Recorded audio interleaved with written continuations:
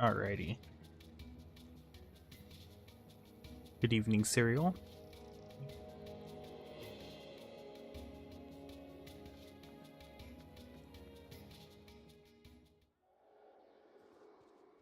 I'm supposed to be hunting scree harpies. They're really dangerous. Finish off Sunspear real quick. We are 4K away. I did a little bit the other day. I don't recall there being anything super important there, but we'll look again before I start the vanquish.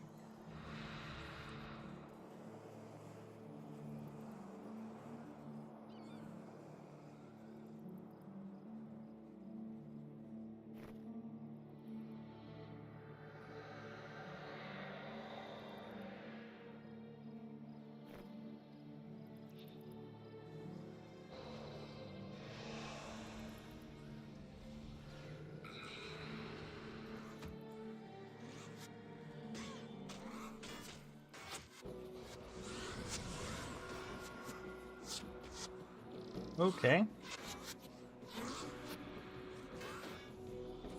Getting very unlucky with the hits. And again.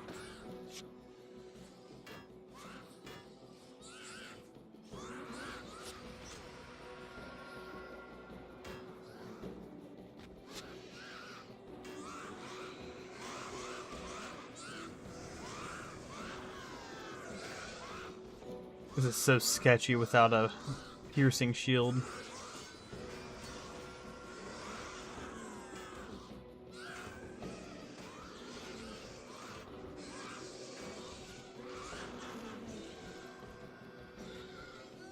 Oh, that was weird. I just got wild throwed and was 75 HP there. Frozen for a second. Go grab the loot.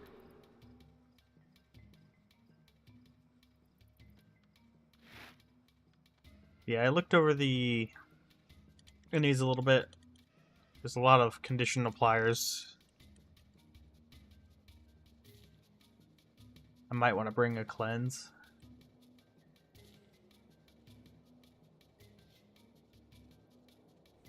I don't think there was any blind. This may be a good place to test the Heal is One symbiotic build.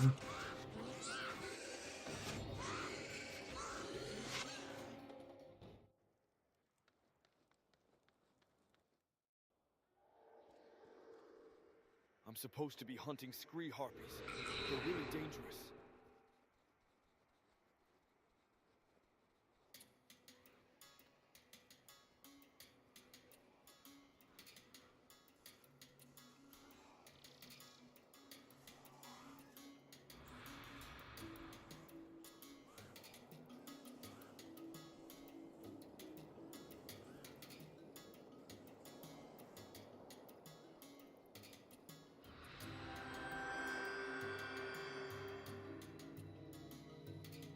Well, thank you now for the raid.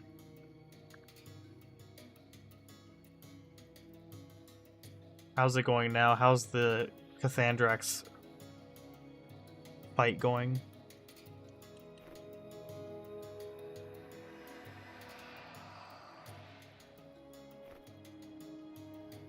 Oh my god.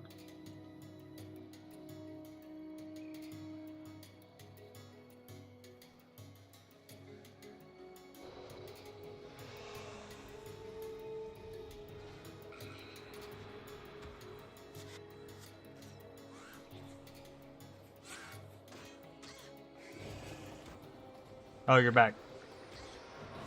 Were you doing Cathandrax again? Or Temps?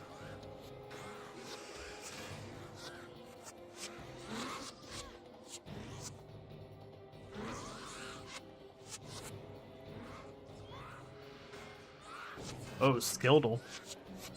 Good fun. I'm actually kind of sad I missed out.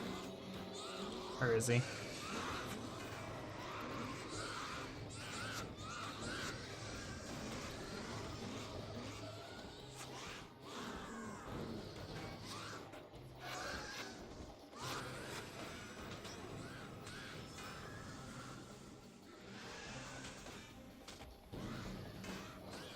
While you farm some map pieces. That sounds insufferable.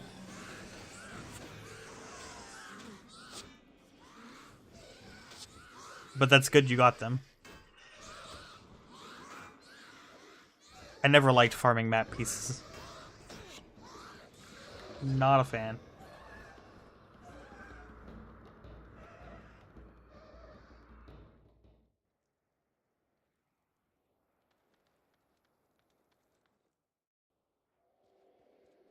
Yeah, I enjoy farming.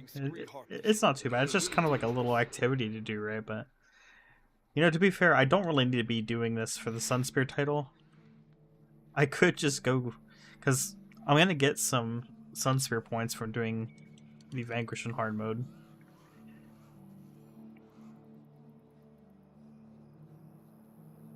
So honestly, I probably should just stop after this run and go do that.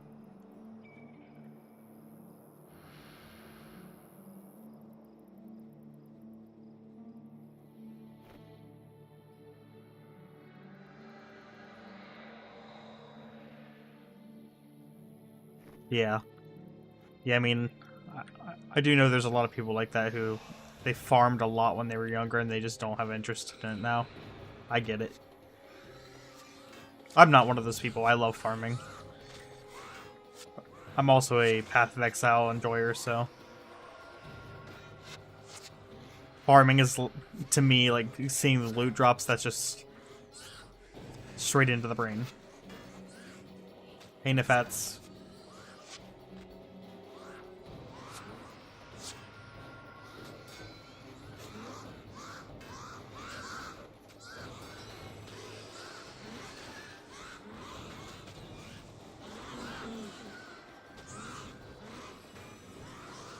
This farm's really sketchy on Ranger. I do need to try at some point. I'm pretty sure with market protection, this farm can be not like this anymore. And I think Ranger can do it with market protection, but I'd need to get the skill unlocked.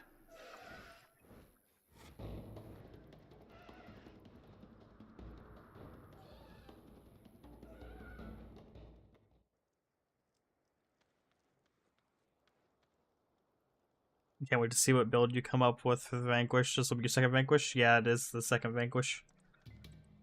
I might as well just get the title. I'm so close. I'm supposed to be hunting scree harpies. If I was farming, I'd farm rare stuff such as OS weapons.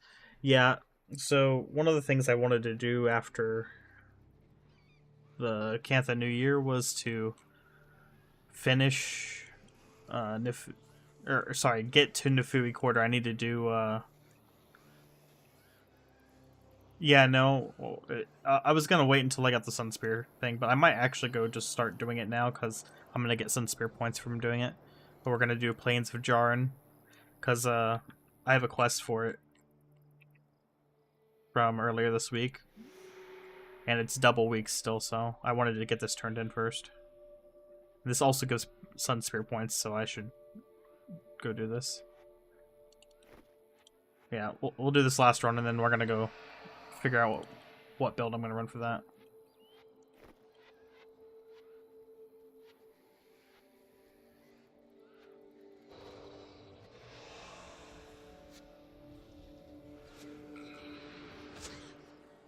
Yeah, I wasn't gonna do any more Vanquishes till I got more skills unlocked, but since that one's a relatively easy one, you know, it's one of the earlier zones, and it's double week, I should go do it and get it done.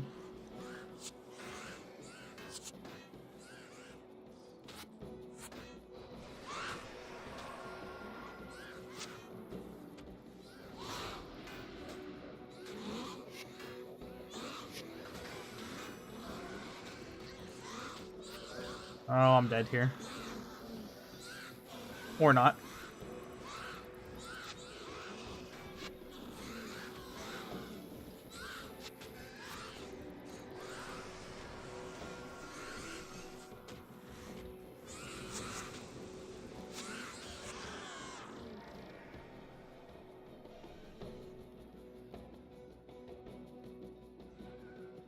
Yeah, we'll have to see. I already know The storm seeds are quite fast, so that's going to be fun to deal with. And yeah, there's crippling anguish to deal with, so that's going to also be fun. I think the only thing I got worth anything was the wind prayers. Yeah.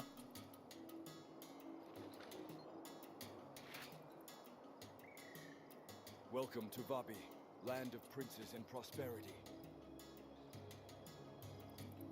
Yeah.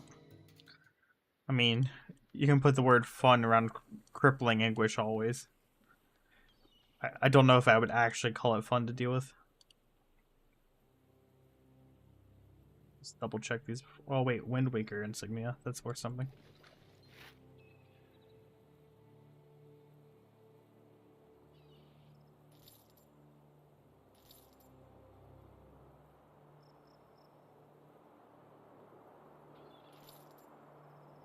Oh, a Prodigy. I think my ID kit didn't get everything when I first did it.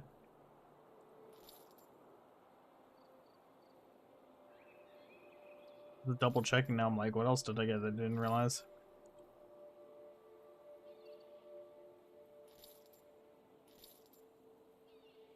Okay.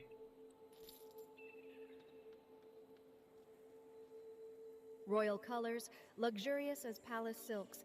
Royal runes from the prince's collections.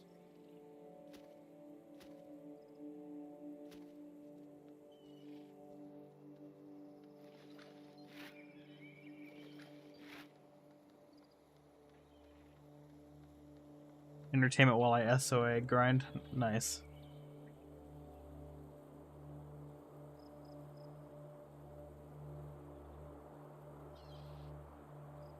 Yeah, I got the feather stocks up from doing this at 617, so that'll be nice when I go to craft cons. I need to make sure I have all the equipment I need. I honestly need to buy another salvage kit as well. Maybe a few, honestly.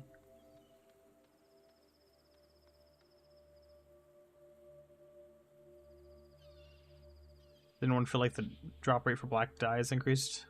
Nope. I'm a pretty good judge too, because if you look here in this tab, this is every black dye I've ever received in this account. And I do a lot of farming, keep in mind.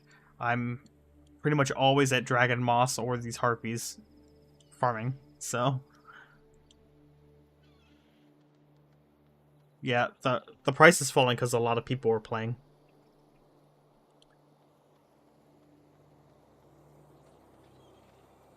Oh, that's a good point. You're right. I should just buy a bunch of them. I don't need a bunch of these, but... like, 4 of these I think is probably going to be enough to get all the white drops salvaged. I really need to kind of replenish my materials. I've been crafting armor. I got this elite armor and everything, and there's just... I got none. But... yeah, I'm at 150k in flat gold. So that's going to buy me, what, 100 lockpicks next week? For the lucky week. And there's some stuff I probably could sell too, but... okay, let's get to it. Now, I'm not sure whether it's to vanquish from Commandant or Sunspear Great Hall. I'm going to go from Commandant, I think, because you get the plant bonus at the beginning. The Sunspear points will be better if I do it this way. It doesn't matter really at the end of the day, but... also, why is... okay, I never clicked the connect button. Wondering why Twitch was not working.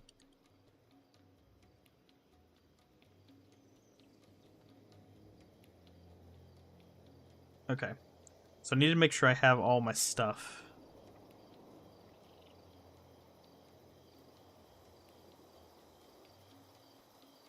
I'm just gonna have a quick look through.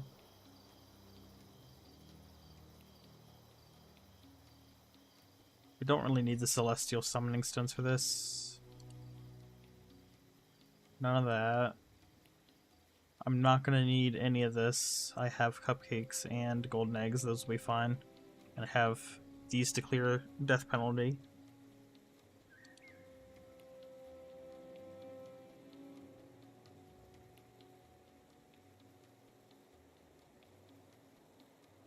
Yep. Yeah, about to do Plains of Jarin. Oh, where's my new bow? I meant to get that. So hold on, I have a flat bow, recurve bow. I don't really need the double vamp bow for this. I'm gonna keep it just in case, because having a vamp bow in general is good.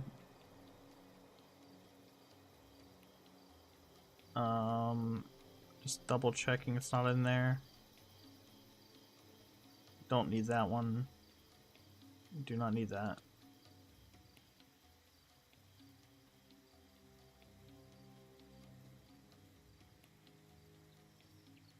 Oh, I guess this is a good point. Let me just pull up the wiki page for this.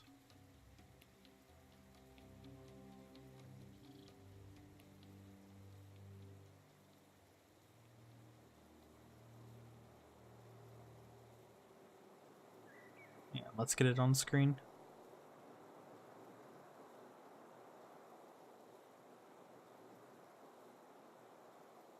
Okay. So really what we care about is foes. So I'm just going to open all of these and look through them.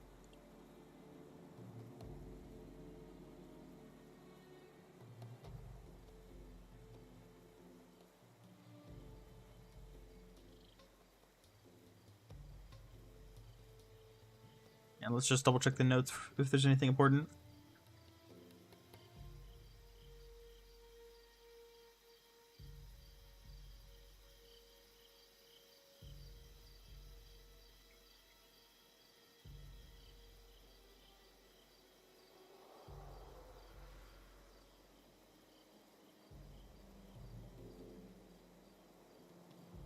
Oh yeah, we'll use Noxon's tool as well. That's a good point. I actually don't have to go through all of them.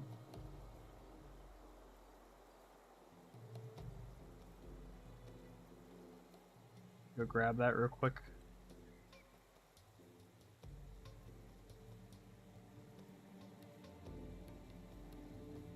Think I had it here somewhere.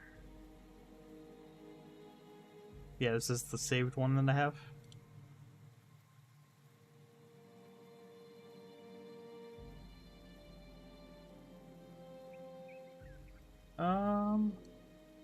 Wait, is this the right one? This doesn't look right. Isn't this supposed to be a drop down? Hold on, let me go hide that real quick. Let me go find the real one.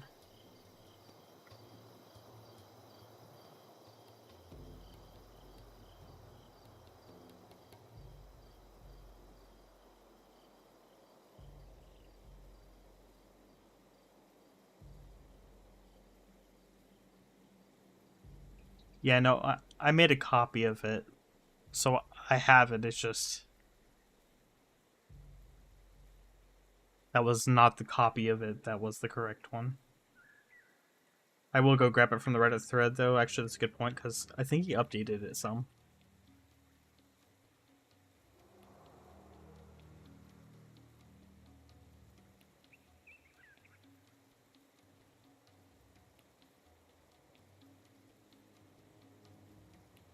Let's see, where is it?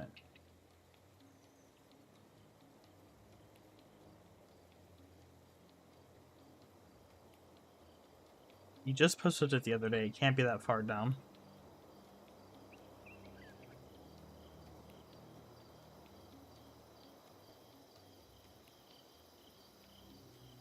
Oh, here it is.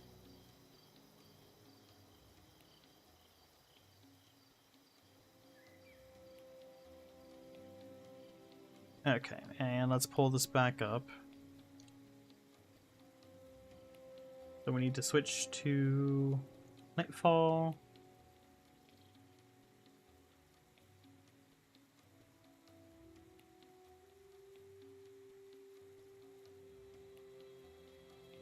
And Plains of Jarin.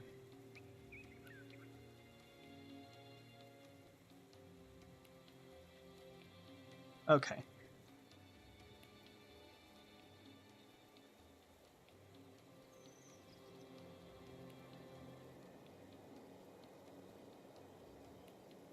So they do have knockdown. This is the Corsair PvE skill. This is pretty easy to dodge if I remember right. Simple Thievery could be annoying. Doesn't that steal your elite skill?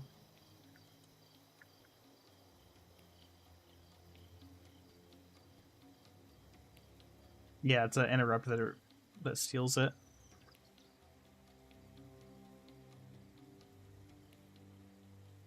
The Storm Seeds have Lightning Surge. So it would be nice to have a anti-hex for that. I probably can just heal through it. But it might be good to bring my lightning armor. Just look real quick. I do have that built, right? Fire... Earth. Okay, well I don't. Oh, that's right, because this was going to be an elite armor set. Well, I should be fine, though, with the Bless set.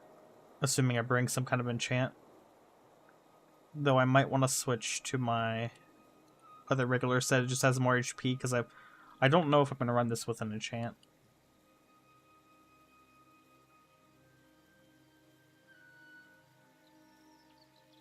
And the bosses have natural resistance.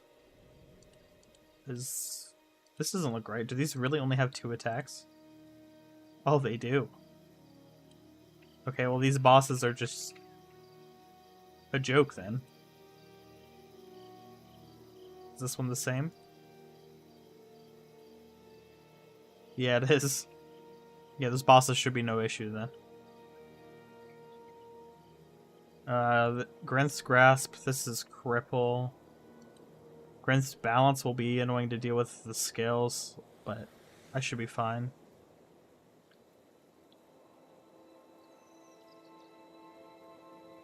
Have Decapitate. Probably another good reason to bring Condition Cleanse. Oh yeah, no, they have Nat Resist, but that mostly just means I need to be careful bringing condition builds, right? So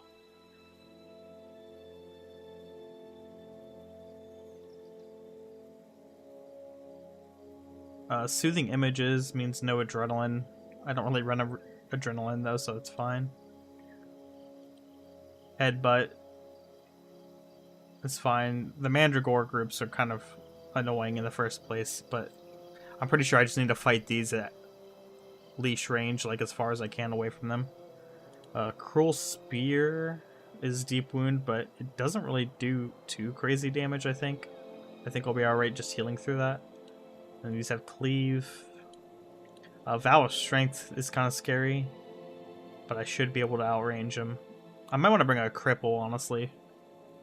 Just so I don't have to deal with those. There's nothing really else of note in here that I see. It's mostly just Lightning Surge and Crippling Anguish. Yep.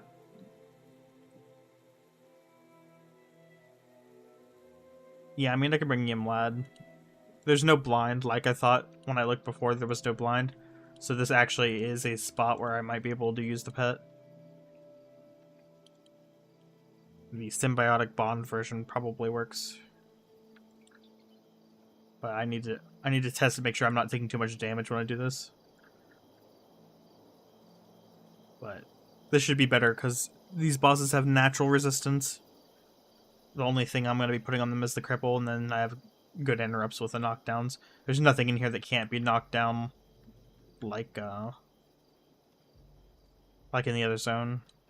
Or the Dolly Axe from hard mode bonus we were doing the other day. So, yeah, we'll test this real quick.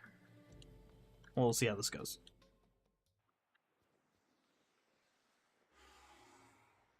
Thanks, sweet Lissa, you're here. The good thing about these is these plant guys are kind of separated, so it should be pretty straightforward to get them down. And the good thing about bringing Pet on this one as well is, as we learned from Now the other day, they only use Crippling Anguish on one target. Yeah, look at the damage. We're doing fine so far, at least.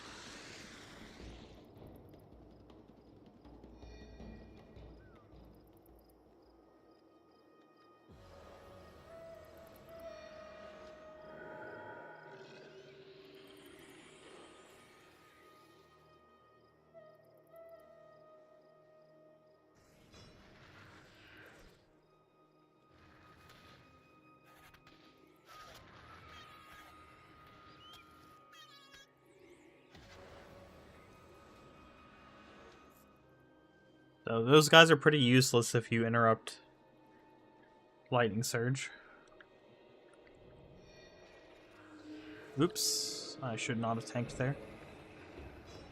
It should be fine though. I should be able to heal through Crippling Anguish on its own.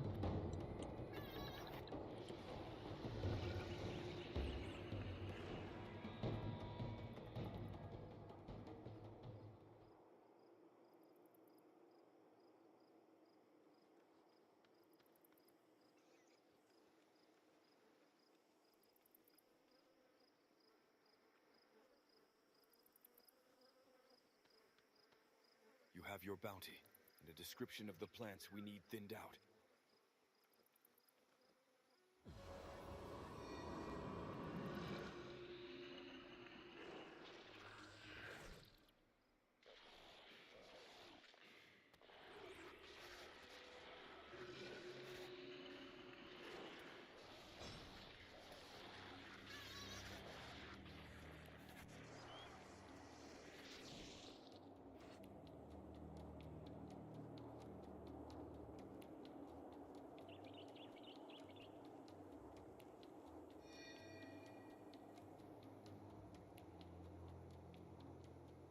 Honestly, looking at how much damage these guys are doing, this may have been a better place to bring a Hex removal than to bring Symbiotic Bond.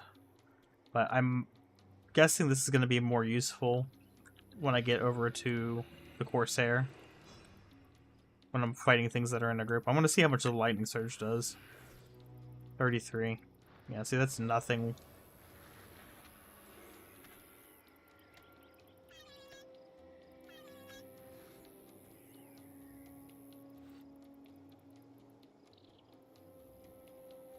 I think the first boss is over here? Maybe not. I do know there is one back there, but...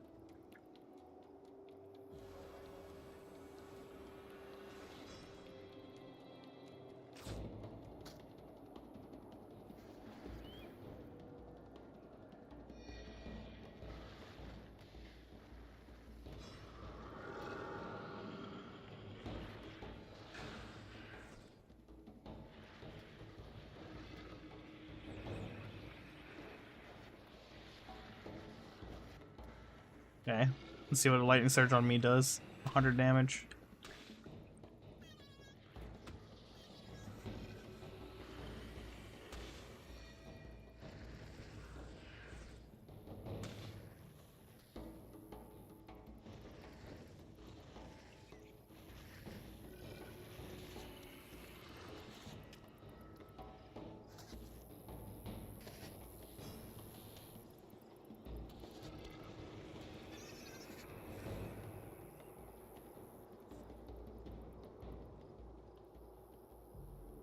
Yeah, Hex removal here would make this a little bit smoother.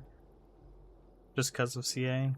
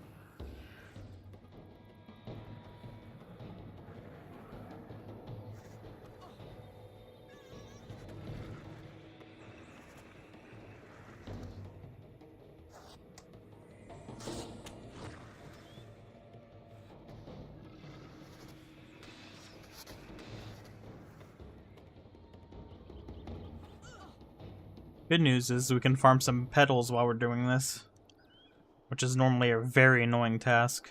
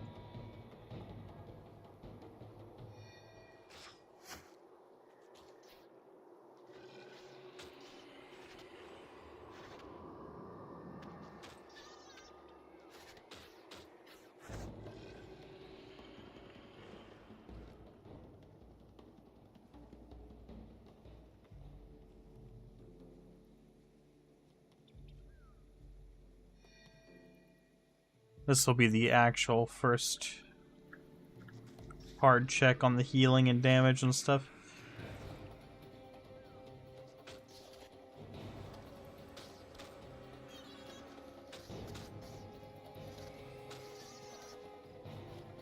Ooh.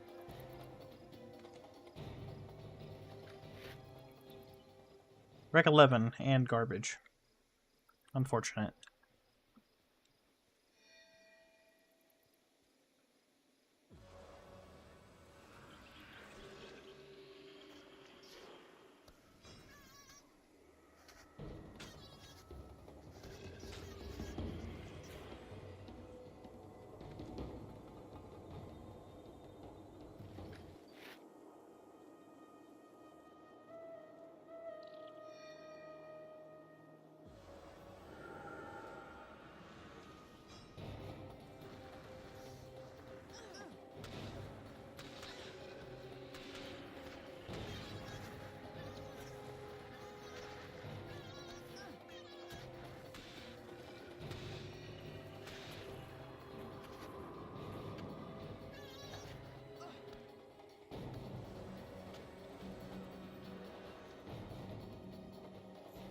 I'm gonna have to be very careful with this group. I'm sure one of these has dreamy aggro as well, so...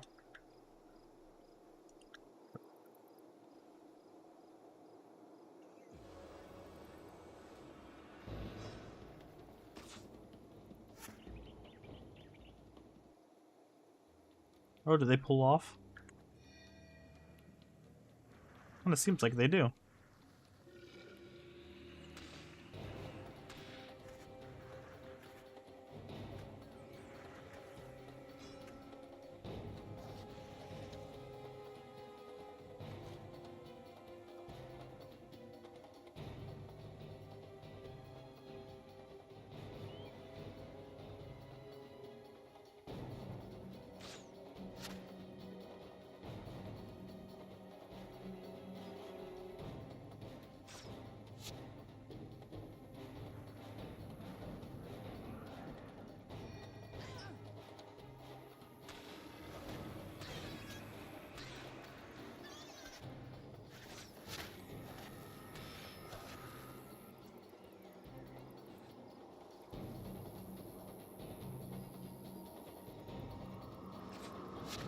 Uh-oh.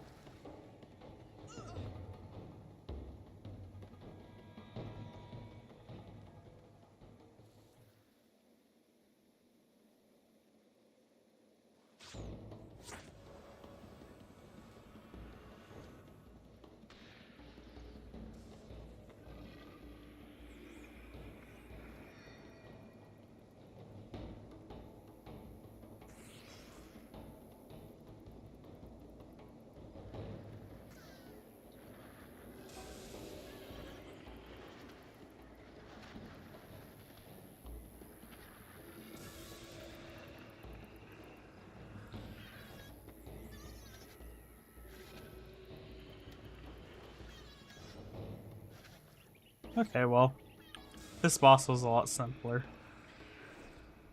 than just killing the regular mobs around him.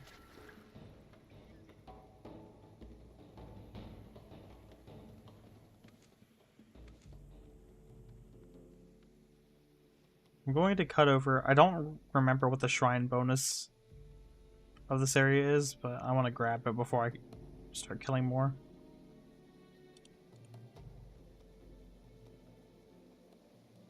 I'll come back and then we'll go back through everything. I should be doing cartography while I do this as well. Need to remember.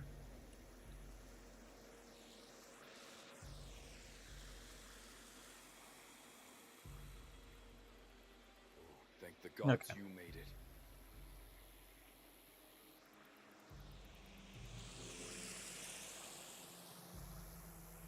Yeah. I don't think symbiotic bond is needed here. This is actually just one of those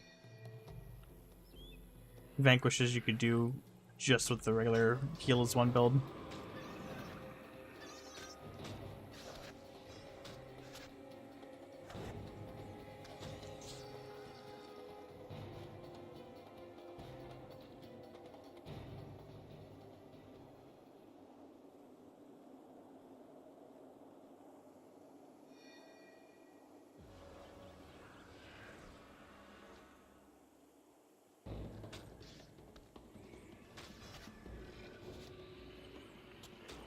Man.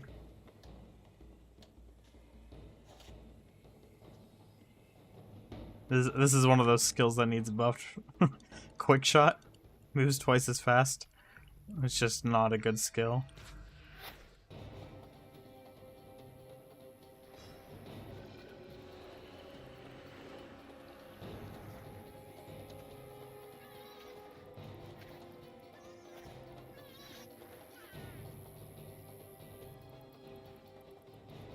How much is the difference between pets? I don't like the beetle.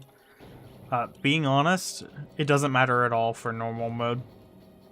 It might make more of a difference on hard mode. Mostly the attack speed. If you're using PvE skills, the attack speed makes Great Dwarf Weapon a lot better. But honestly, if I could go back and redo my Ranger run, and in fact, if they release the solo checkbox, this is exactly what I'll do. I would rather go with a hardy pet, something with like max HP. I found more often than not, the problems that I had with pet were not that I wasn't killing fast enough. It was pretty much always the pet was dying too fast, so.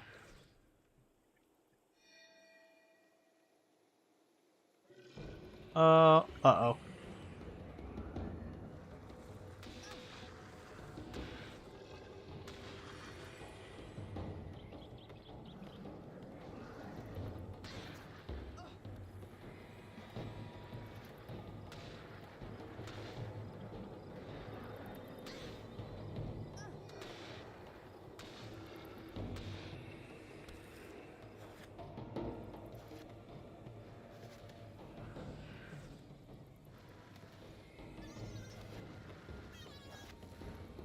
Okay. What do you get for looking at chat? But yeah, I would go back and just use a pet with, like any pet with a lot of HP.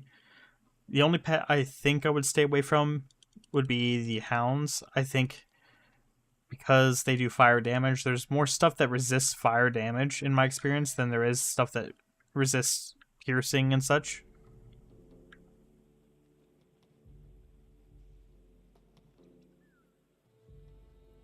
What do you mean?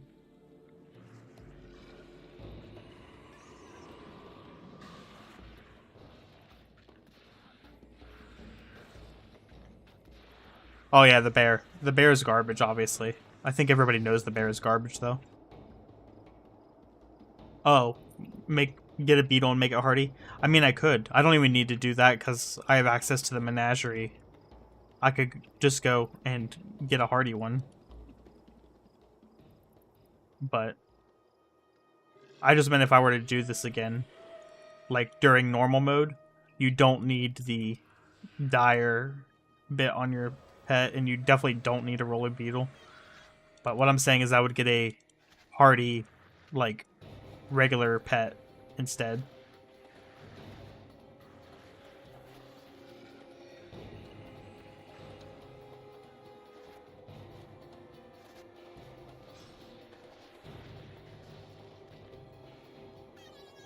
But yeah, I think that the only real bad choices are getting the hounds, because a lot of things resist fire damage, and then the bear, obviously, you know, don't get the bear. It's just bad.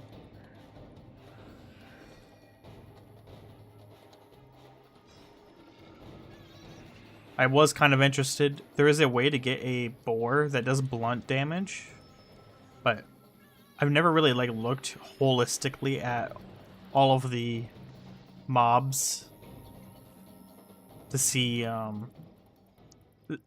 if like blunt damage actually has any benefit over the others. Isn't there a spider that sucks as well? Moss spider? I'm not sure. I thought it was only the bear, mostly, that had like the like where it was just worse because it used a skill, but maybe there's a spider that does this as well.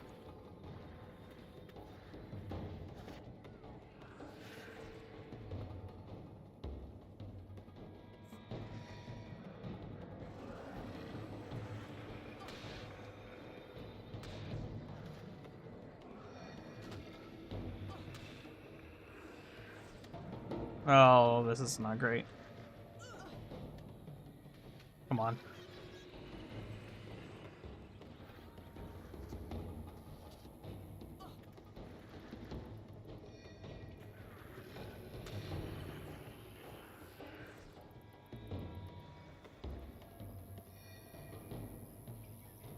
Accidentally sent the pet away from the enemy.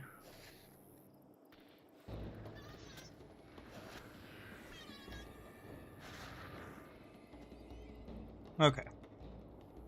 That's better. Shocked we didn't have more god pets with different elemental damages. Yeah, I do wish they would add some different options to make it worthwhile to take different pets. The problem is switching out a pet is not easy, especially in Melandru's. Like, they basically made it impossible to switch your pet out, right? So it's just like it's kind of in a weird situation where, once again, Ranger is worse for seemingly no reason. I know why they limited the menagerie. It's because it's like an account-based thing, but it's really a shame you don't have a way to store and swap your pets easily, at least. Moss Spider doesn't have the increased movement speed, so it's like a beetle that doesn't attack faster. Oof. Yeah, don't use Moss Spider then, Jesus.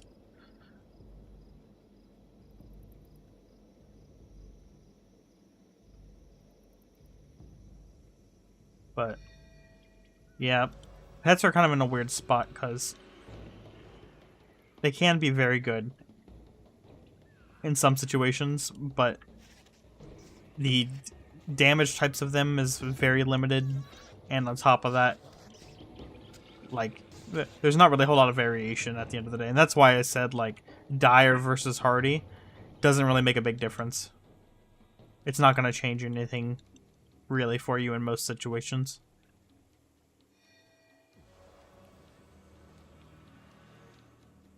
Most of the damage comes from your skills anyways, so like Brutal Strike is way more damage than Hardy or Dire is going to give you.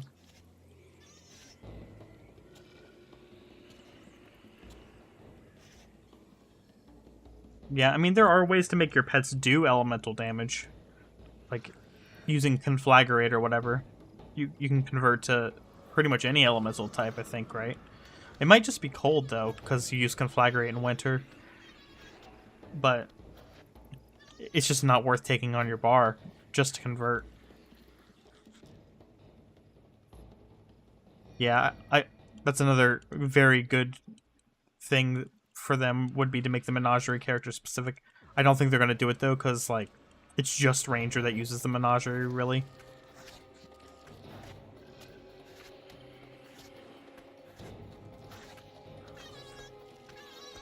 And I doubt they're gonna get into any weird new mechanics like that. I don't think we'll see much of that.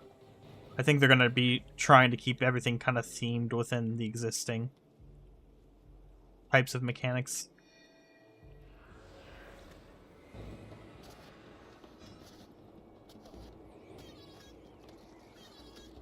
But yeah, that's one of the reasons I didn't instantly re-roll a Melandra's character when it came up, because I was considering, you know, maybe I should re-roll the Ranger, but if they add a solo checkbox, that would be so horrible to have re-rolled and then having to re-roll a third time. But B, on top of that, the current Melandra's is just, it's missing stuff to make it good for a solo character. And I do have a playthrough of a Necro that is Melandra's in solo, but that's just kind of like a side playthrough, not my main one, so. But the no account titles, no menagerie, and then on top of that, you know, as a solo character, like, your only option to get GWAM, which was always my ultimate goal, was to do account titles, but I decided to do them on this account purely from scratch, so it was like an actual fully solo version of getting a GWAM. But what is your second class on the Ranger? Right now it's Assassin, but for this build it does not matter. I switch it all the time though. Oh, I'm now at the inventory crisis. This is where I'm going to be happy I brought all these. And I need to make sure to uncheck my destroyer cores and the pedals. I can't remember if the roots as well, but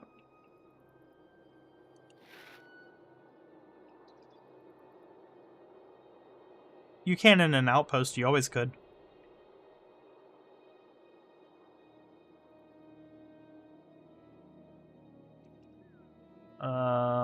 Let me just drop more of these temporarily, I guess.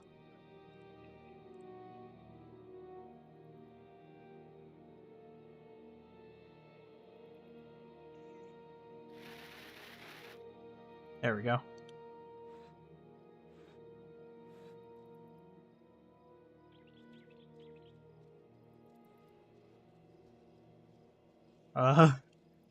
Wow.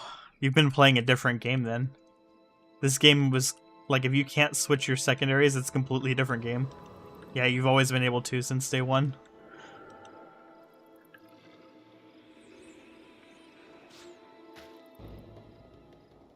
Okay, this group's gonna suck.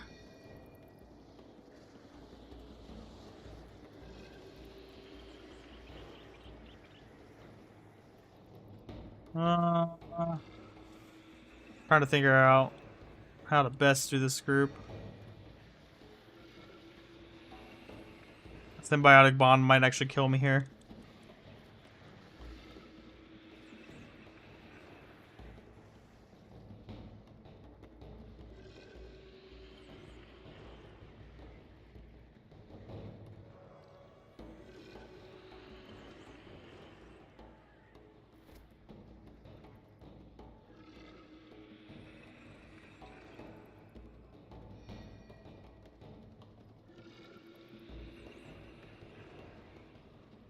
Okay. Made it through it. I'm using the wrong headpiece this whole time.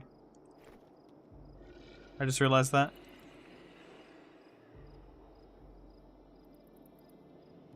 Yeah, no, you can switch your secondary. I would highly recommend going and unlocking it. Depends on what, like where your character's from, where you do it, but... we're gonna let Symbiotic Bond run up. And then just try to kill one of them. I think I want to kill the Storm Seeds first. As annoying as Crippling Anguish is, they can only cast it on both of us at most, so...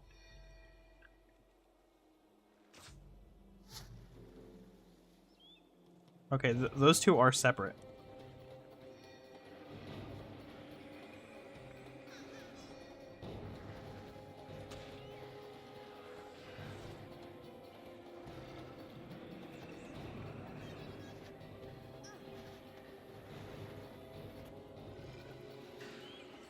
There we go.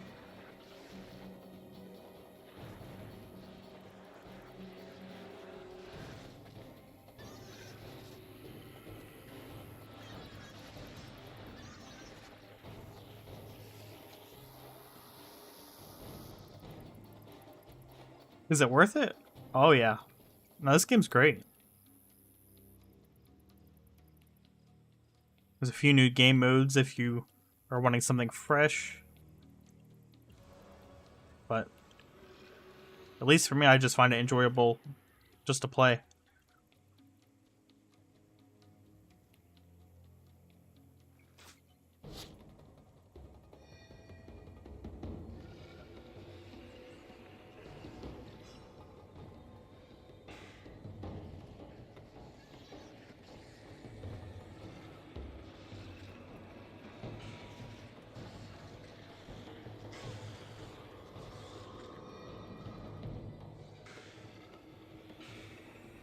It's interesting how they have that using CA.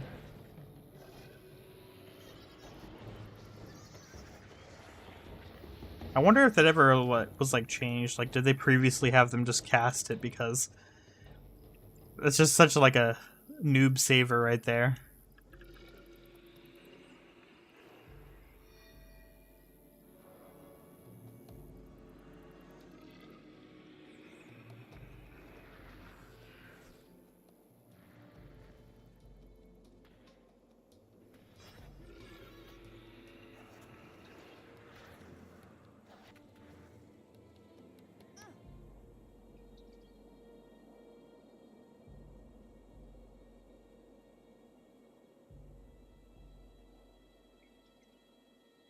Cleaning up the inventory a little bit.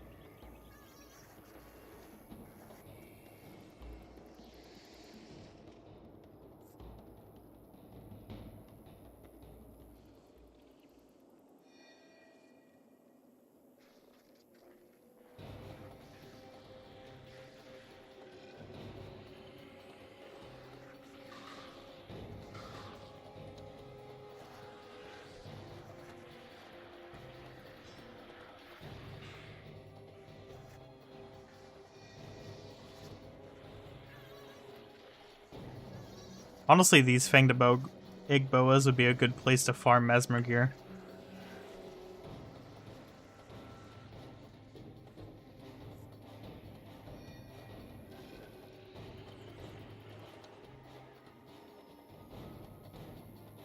Not any crazy good skins, but fairly easy to whirling down.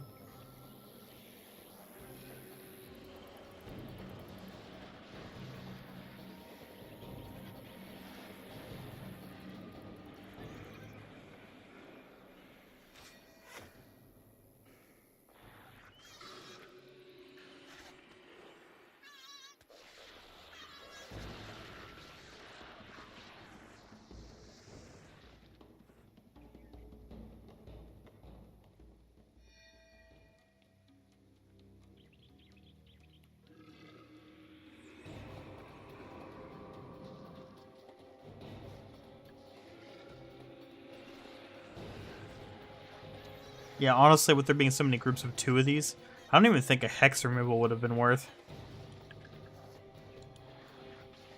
It's definitely not worth trying to interrupt them.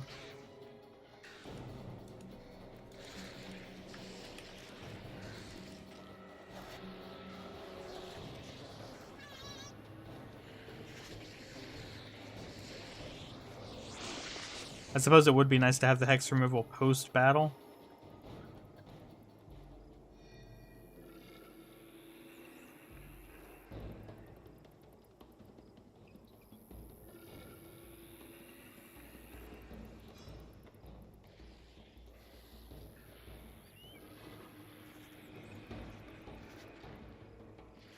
Yeah, that cast is so fast.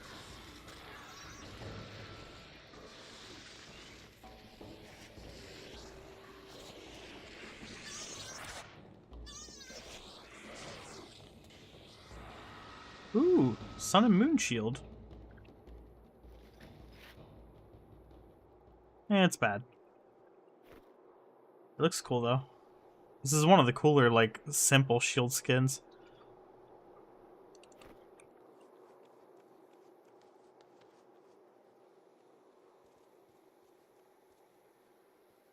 You're prepared.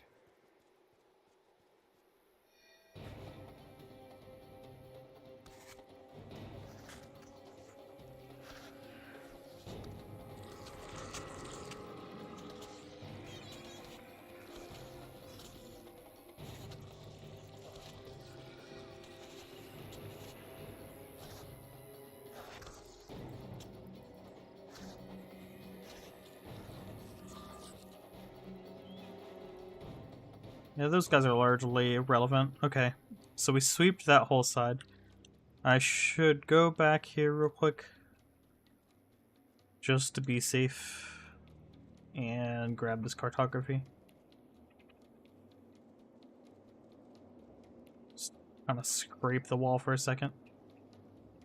We're making pretty good progress. Killing about 2 mobs a minute. We're at 61 of 181 now. We're getting to some of the harder groups though. I think the Corsair are going to be a little bit tougher.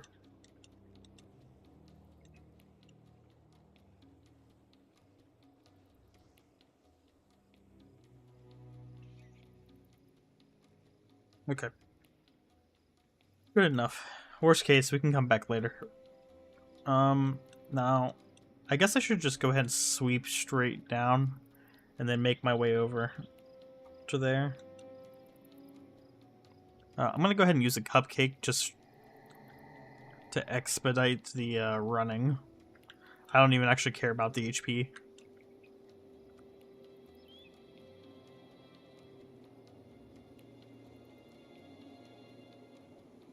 This is where run as one would be nice. But I still think Symbiotic Bond is good in situations where the pet starts taking pretty big damage, because you're spreading the damage between you and the pet, and heal as one heals both of you. It's just a very good combo in hard mode, as long as you're able to use it.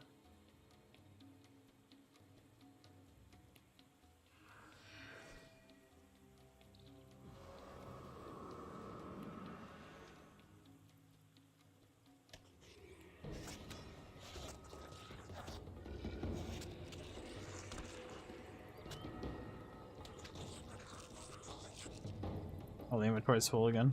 Let's identify everything. And then do this again.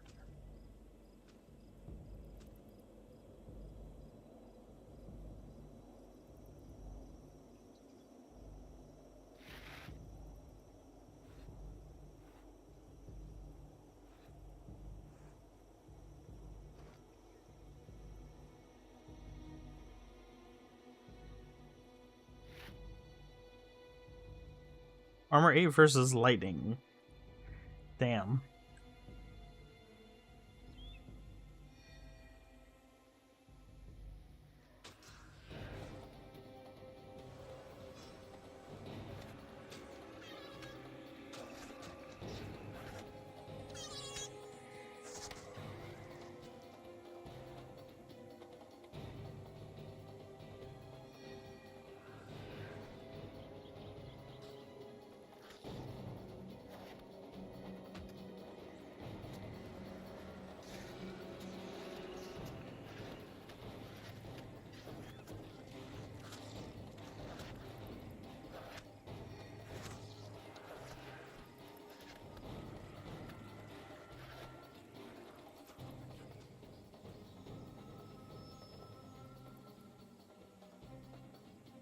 Go ahead and do this as well. Just make sure there's nothing worth keeping here.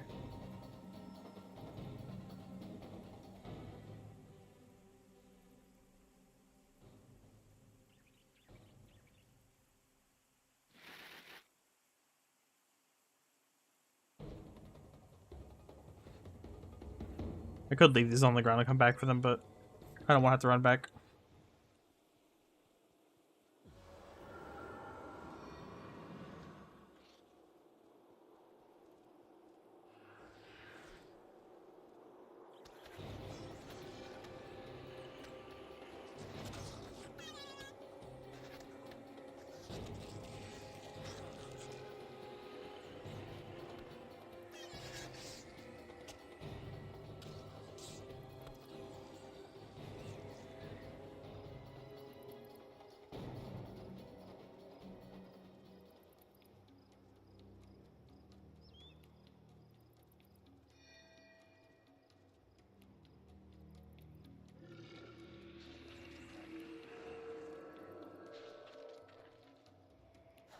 Yo.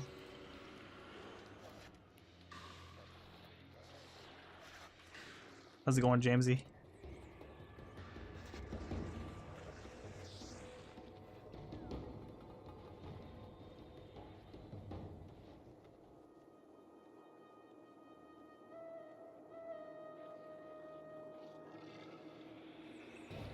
Well, here we go. This is going to be a fun little test of strength. We're going to go after this guy first, but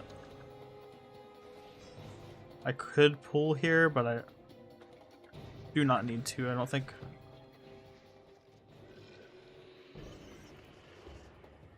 Oh, wait. Okay. This boss group is not aggro at all.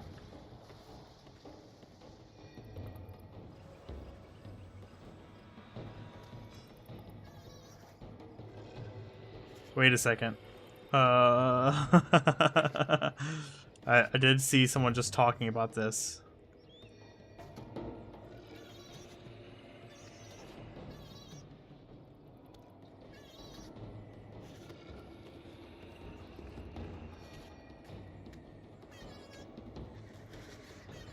Oh. Oh. Okay, wait, is that an intended version of this mechanic?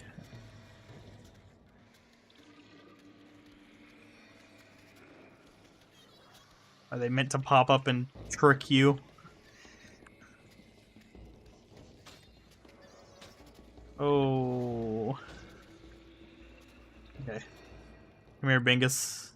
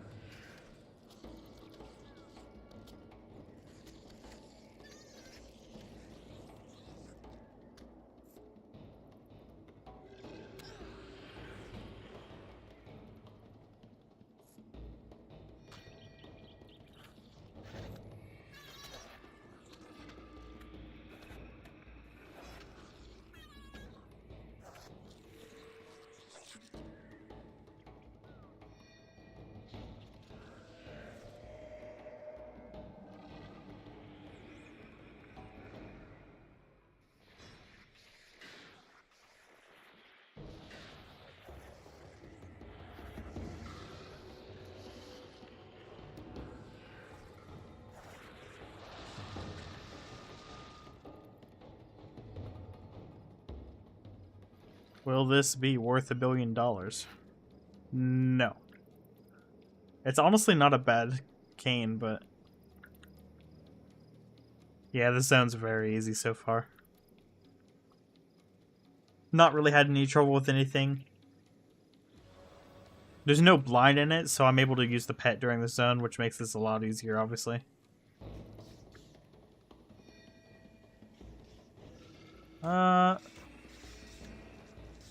Okay, there we go.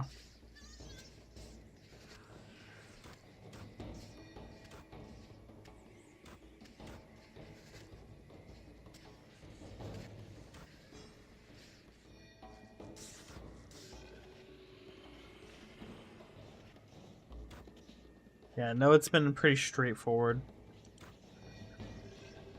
Actually, I looked at the skills everything was using. We used Noxon's new spreadsheet that he made for the vanquishing.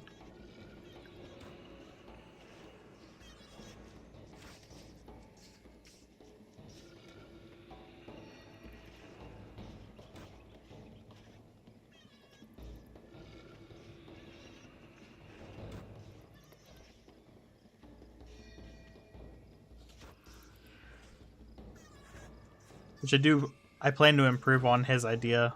We kind of had the same idea for the vanquish tool. Yeah, I can link it in the chat. Let me link it. It was on a Reddit post too, but he did a very good job for this being all in Excel. I honestly don't know how he did this in Excel.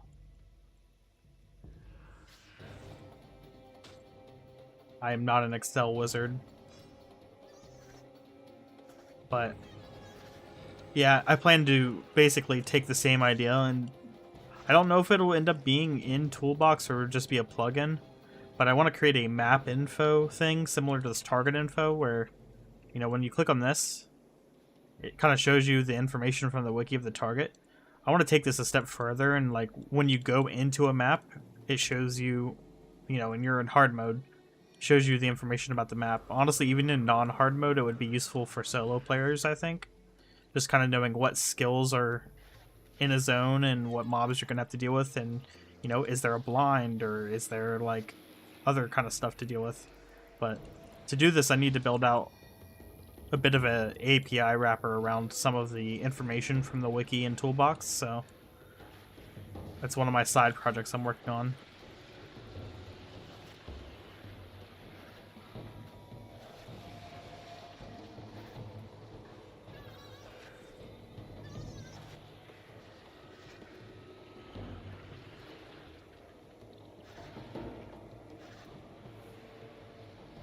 Yeah, it should be good.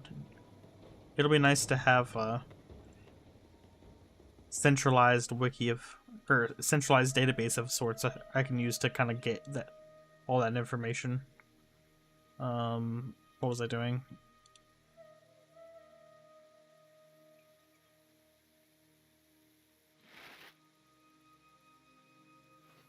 Okay.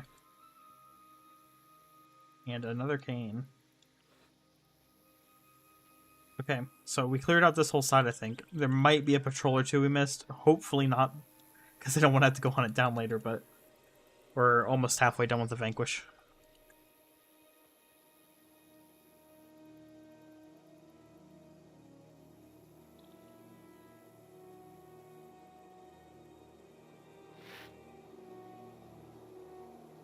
Ooh. Shame it's Rec 11. Because it did roll domination.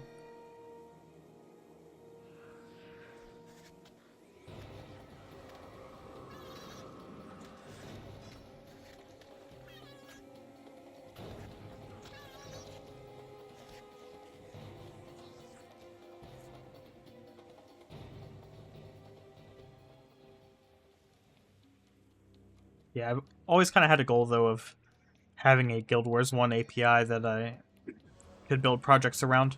Because I want to do more than just, like, a map info thing, too. Like, I think it'd be nice to be able to holistically look at, you know, where mobs are and what they do and that kind of thing, and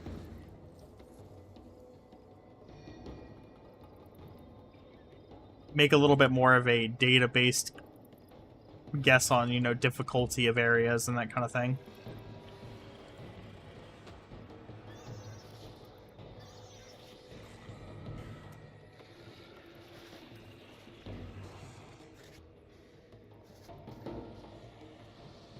Majestic focus.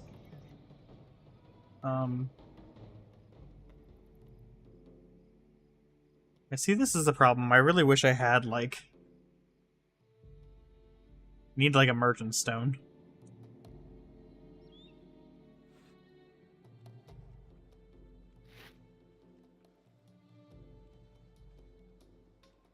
I think that's useless. Oh, hello.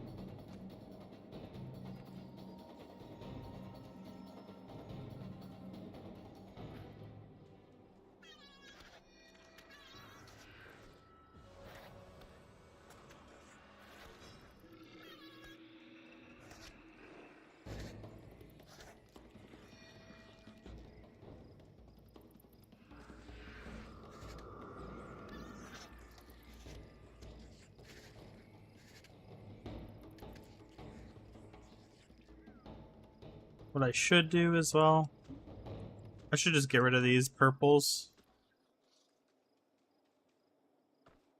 I'll use this.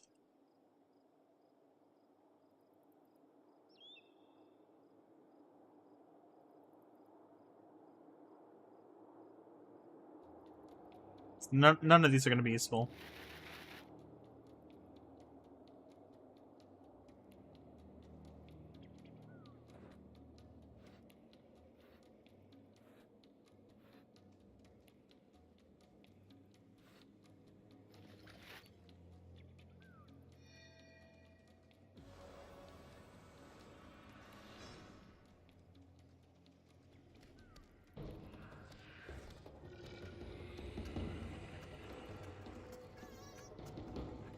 Did he just spam Thrill of Victory?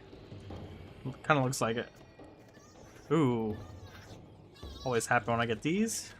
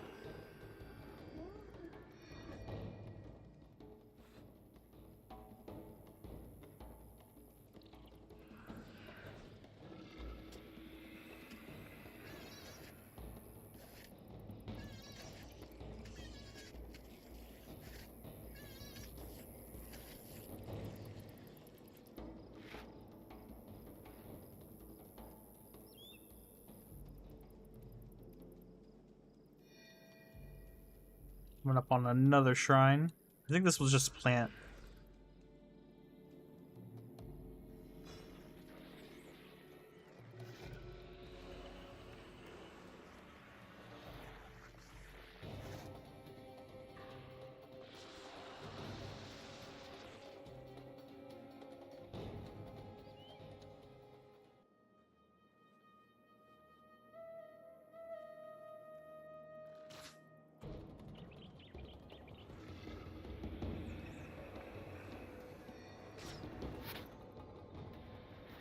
Rookie, what do you want?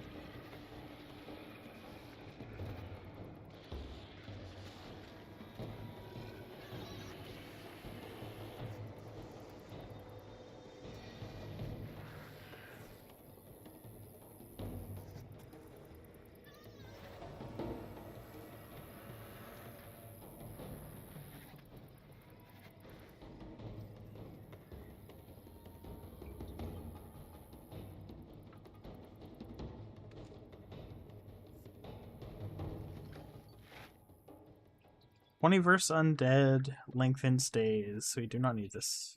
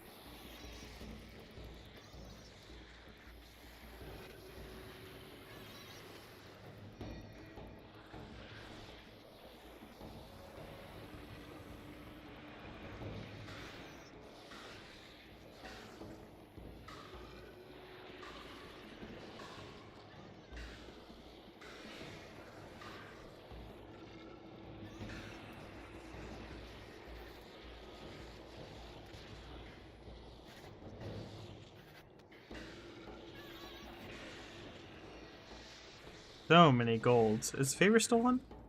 Oh, it is. I was like, why am I getting so much gold? I'm gonna end up having to salvage some of the golds.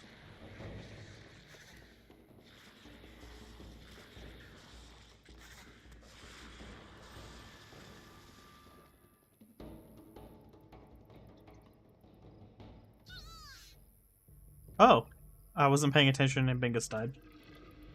Rip Bingus.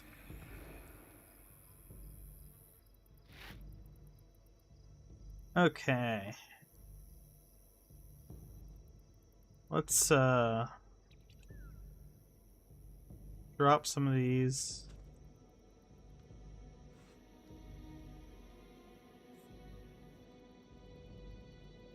What golds would you need on a Laundress Ranger? A lot actually. Mostly shields. But I also haven't really had a whole lot of good bows.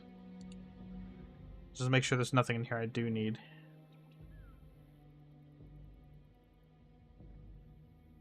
But for the most part, I like keeping these to sell to a merchant. Just to keep the gold going, because I need a lot of gold for this account.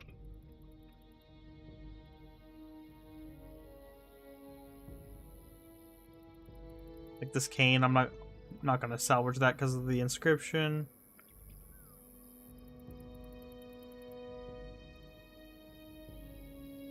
This is my shield. We don't want to salvage that. Don't care about that. Let's double check now. I think we're good. Okay. But yeah, you need a lot. Like, there's all kinds of different bowstrings. You pretty much want one of all of them at least. And then you need, you know, short bow and long bow versions of everything.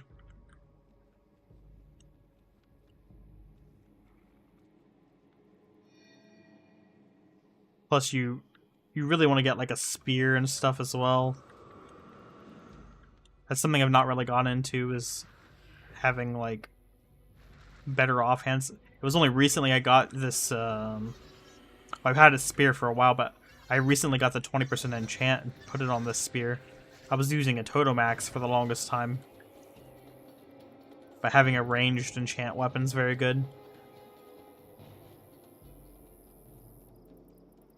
And you really want to have a high energy set as well. Right now I'm still using the one from the campaign. This is from my collector.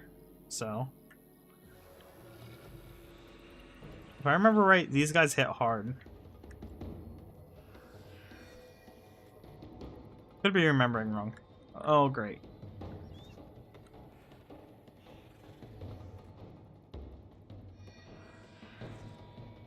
There we go. You can't put enchanting on a wand.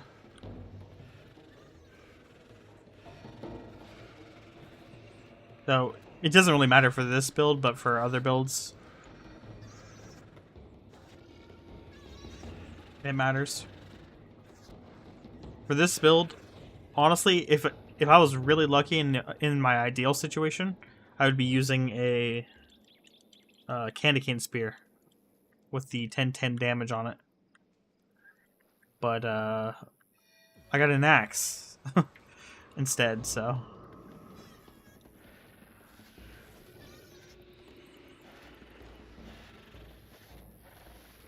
But yeah, I technically could use a wand for this build. It's not really necessary. Mostly because you move like a dwarf in Scavenger Strike, or any condition in Scavenger Strike, and keep up the energy to spam Brutal Strike off cooldown. And the pit already does a good bit of damage, so.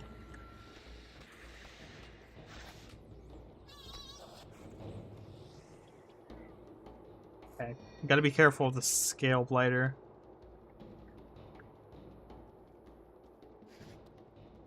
Don't know what he does. Is he a touch necro? Oh, he is a touch necro. He's gonna transfer the condition. I gotta be careful. Or never mind, he's only gonna use Vile Touch and Grant's Balance.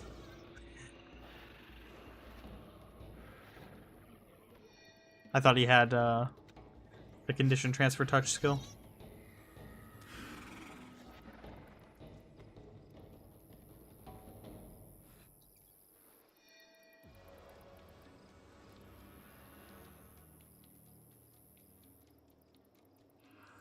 Yeah, that was one of the other reasons I wasn't really happy with Melandra's Accord's current setup. Not having access to any storage, it just makes this it's so much harder to actually keep, you know, all the weapon sets and everything without doing Zacian, and they need to fix Zacian. Like, this is something I strongly believe they need to change. The fact that Zacian coins is the only way you can get the upgraded bags still is ridiculous. On a Melandra's character, if you don't do PvP, it takes like 60 days or something like that of playing to get them. And 60 days in game time to get, you know, a decent upgrade's fine, but when you're limited so much on storage, it's just a little insane to have that be the amount of time you need in between doing them.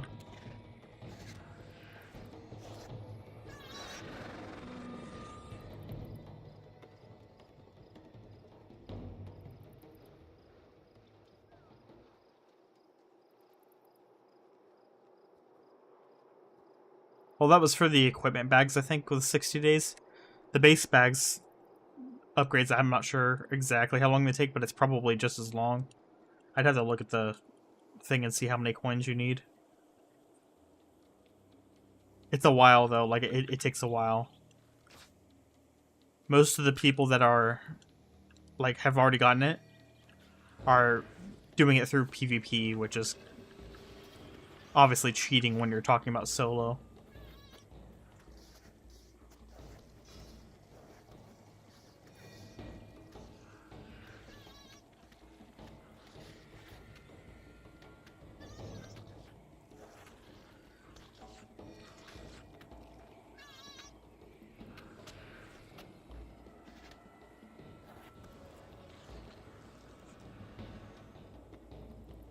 $10 coins per bag. Okay, so yeah, it's gonna take an insane amount of time then. Oh, the mandragores, here they are. I was afraid of these. I think these can transfer conditions. Yeah. So it takes a little under 60 days then for each bag, and you need 2 of them.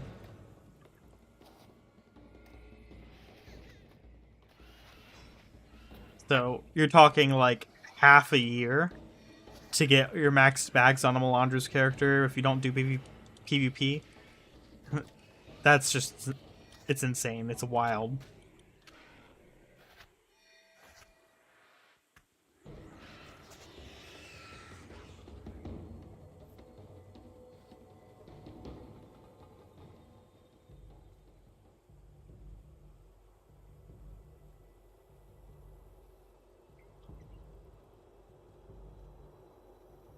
And just to make sure, the weekly bonus has not changed, correct? Yeah, it has not. Okay. I'm just making sure, because I have lockpicks and I see these locked chests and I'm like, oh, I want to use them. But I need to save them. Need to make myself save them.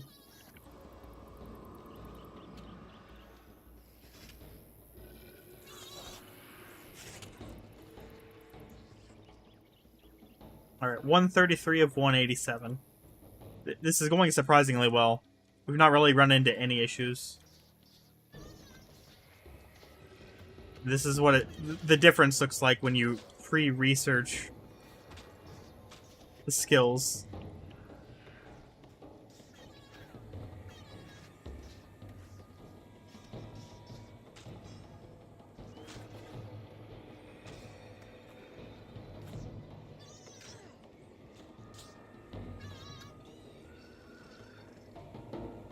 That was a good example of why you want to have the weapon swaps available. You watch while I'm doing combat with these, and I get low on energy.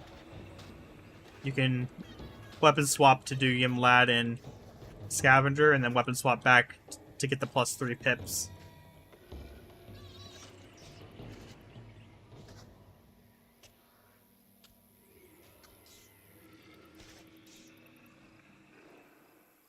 Helps keep your kill velocity up. Oh my god. Right away, scary mandragores. Pretty sure these ones are vampiric. Or at least one of them was, because it sounded like the pet was taking vamp damage.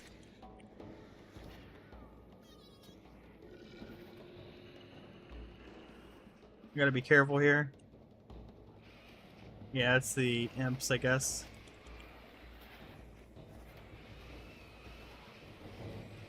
Oh.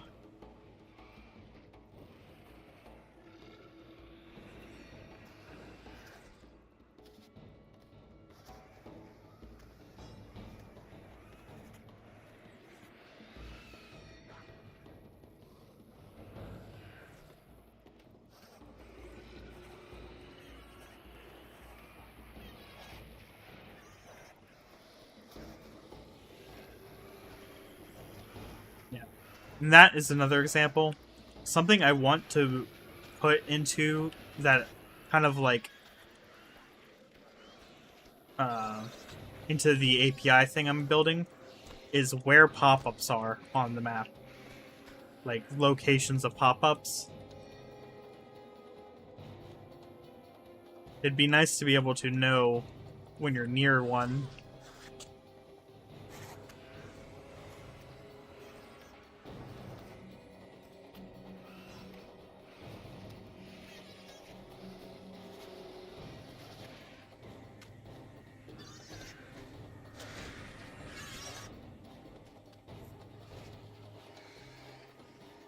Okay.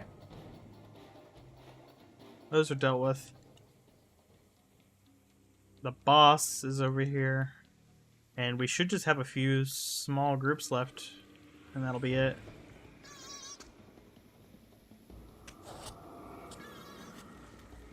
Going to try to aggro these guys.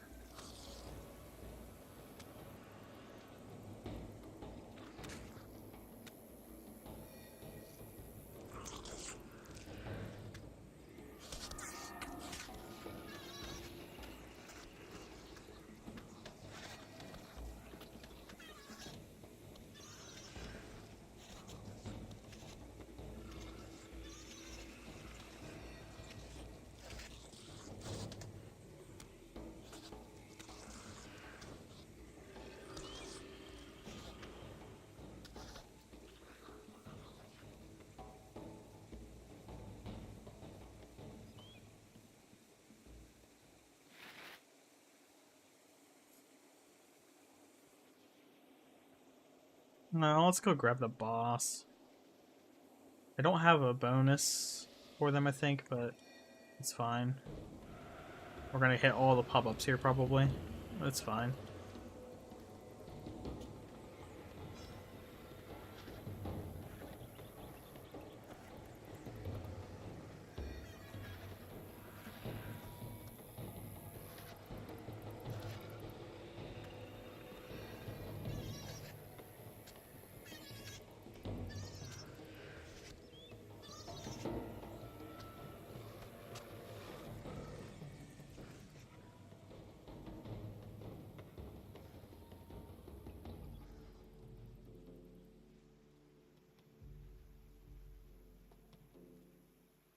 Yeah, we want to go not for the boss first.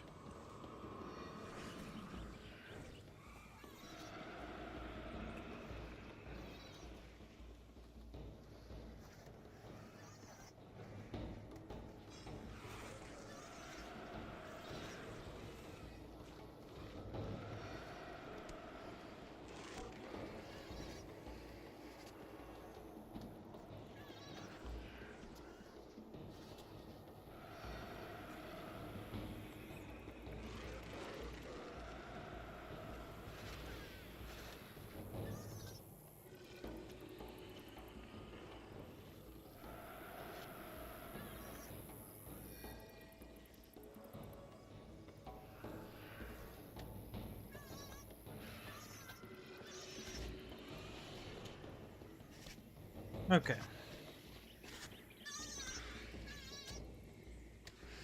Not sure if there's more pop-ups up there. I'm not gonna go loot that, so.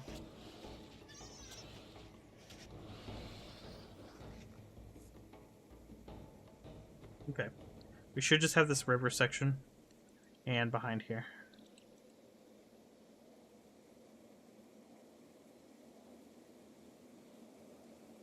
Hopefully there's the rest of the mobs are here. I don't want to have to go running around to find a rogue.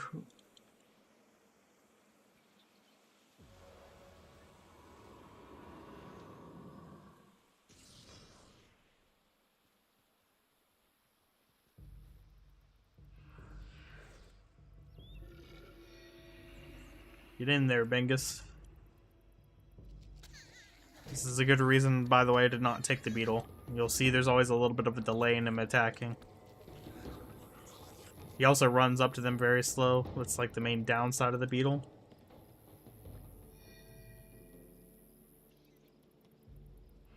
Just not great.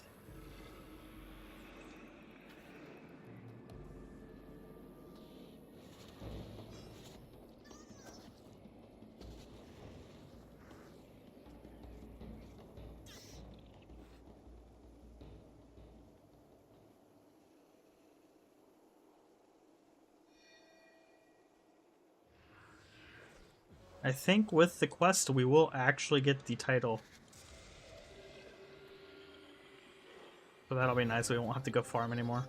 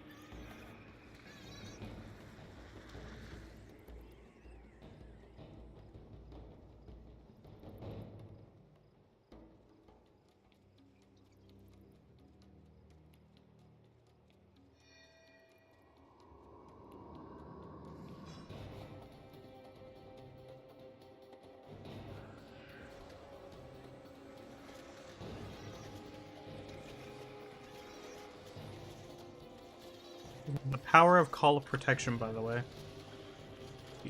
When things can't do damage to you, they just can't do anything.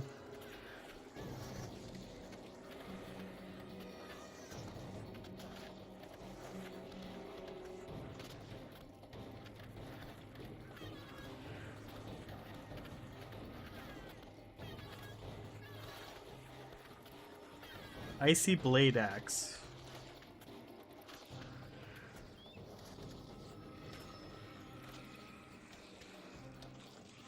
What's skill 3 and 4 on your bar? That is, you move like a dwarf, which is the PvE Eye of the North skill. It does knockdown and cripple, and Scavenger Strike that does plus damage and gives you energy when you hit a foe with condition.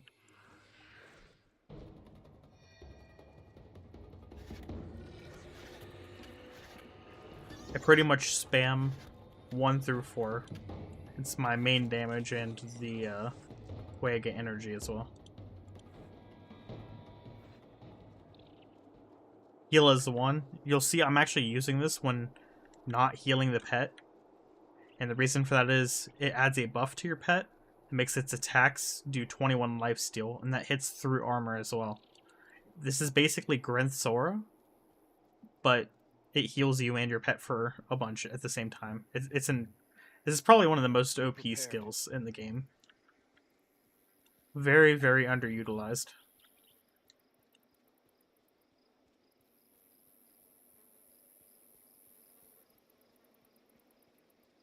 Oh, I don't know why I'm going this way. So we have, let's see, 199, 168, that's 1 plus, oh, we got 21 mobs left. There was at least one big group that I saw, so.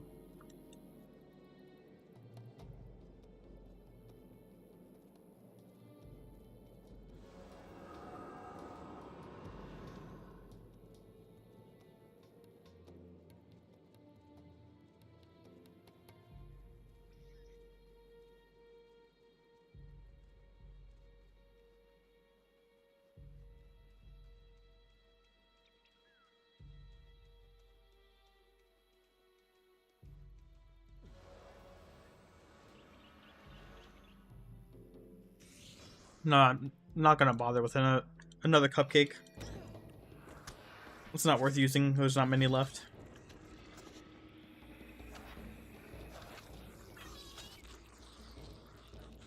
Oh, our inventory's full again. Let me just do this, and then get these first.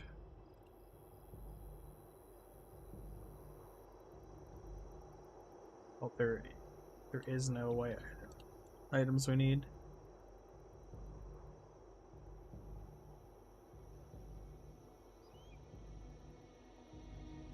Uncheck our shield and those.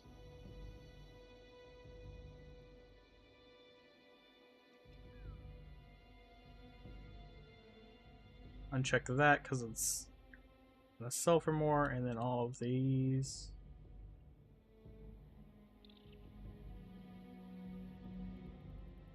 Useless.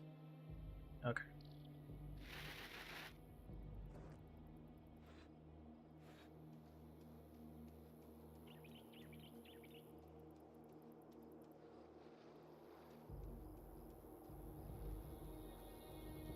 I need to customize the shield so it doesn't show up in salvage.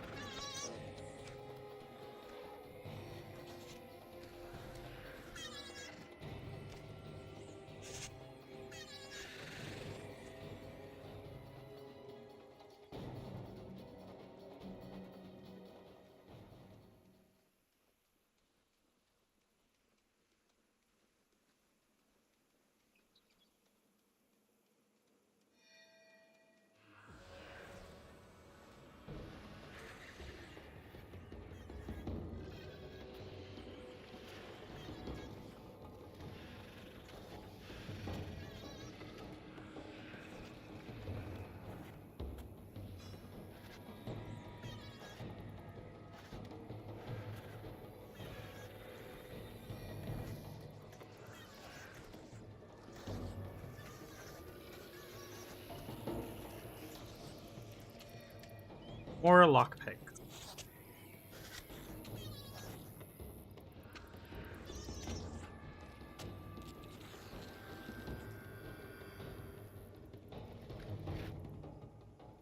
Versus slashing. I don't think I have. Yeah, I don't have that. It just unlocked, so. Nice. What's the shield look like? That's actually not bad.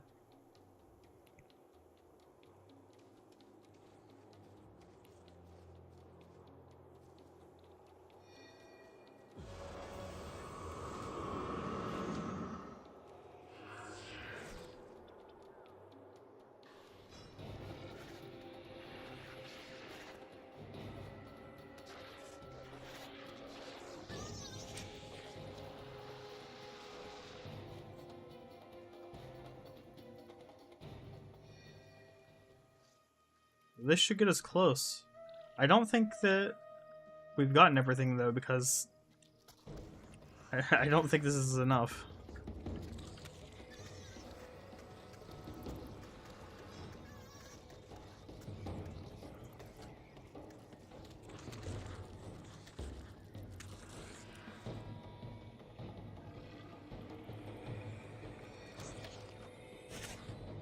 You pretty much want one of each, just to have them. I can show you my storage here in a second. I do have a lot of them. The one I'm missing is a piercing shield. That's the main one that I don't have, that I want.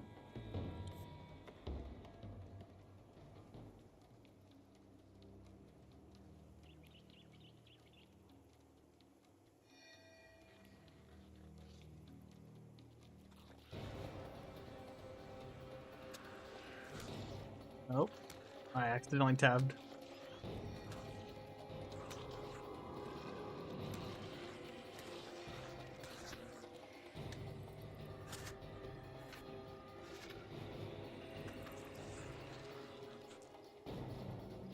Yeah, I'm not gonna worry about that.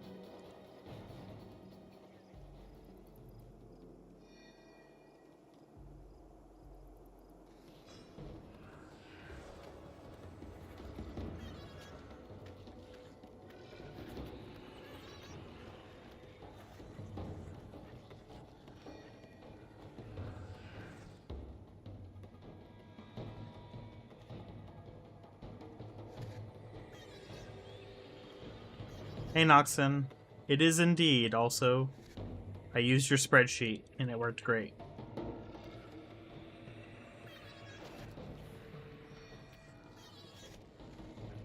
We are almost done.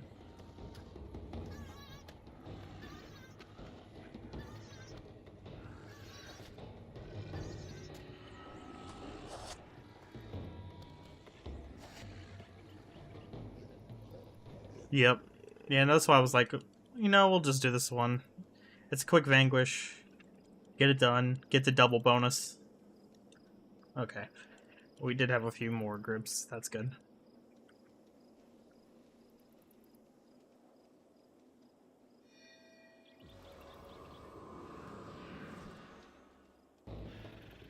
Yeah, the pet build worked good for this vanquish, specifically because enemies cannot cast CA on you if they cast it on your pet. Because there's so much in here with CA, it worked out well.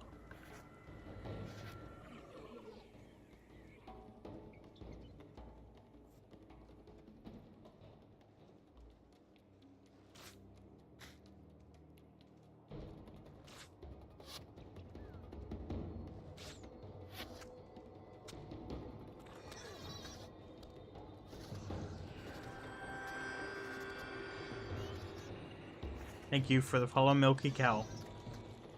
Interesting name.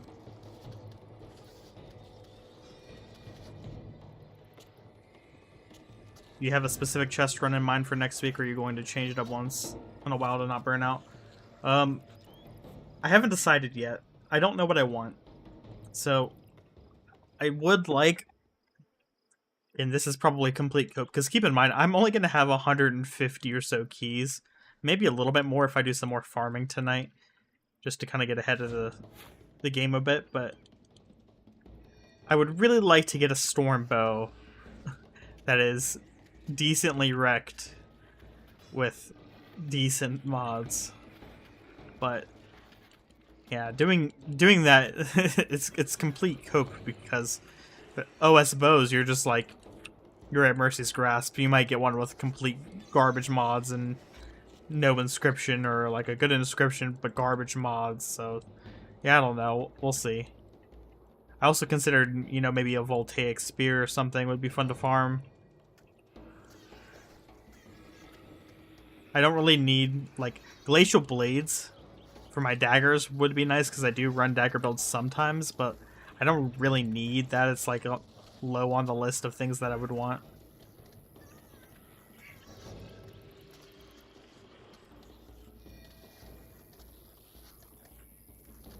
So yeah, it's hard to choose. I don't know what I'm gonna go with, but I kind of want to get some decent bow skins. Right now I'm using a lot of green bows, and I don't want to use green ones.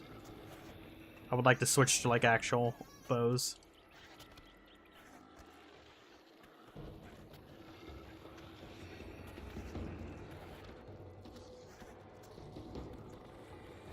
I should probably recast the pet buffs.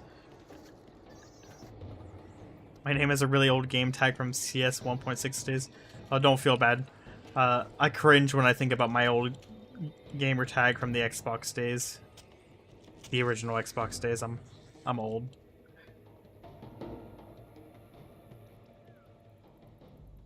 But it was a ownage_killer.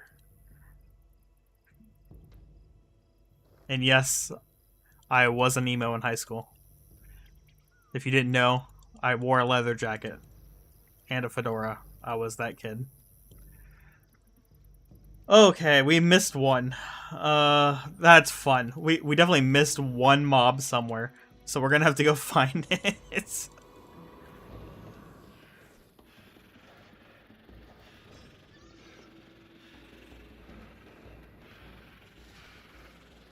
It's just gonna be some dumb insect running around in circles around the map.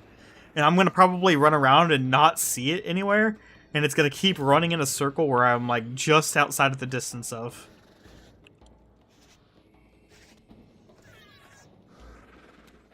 Okay. Let's find the dumb insect. The final one. Oh my god, I got lucky, guys. It wasn't just a roaming insect. It was just over here. Actually, I think this is a roaming insect, and I just got lucky. Yeah, I jinxed it.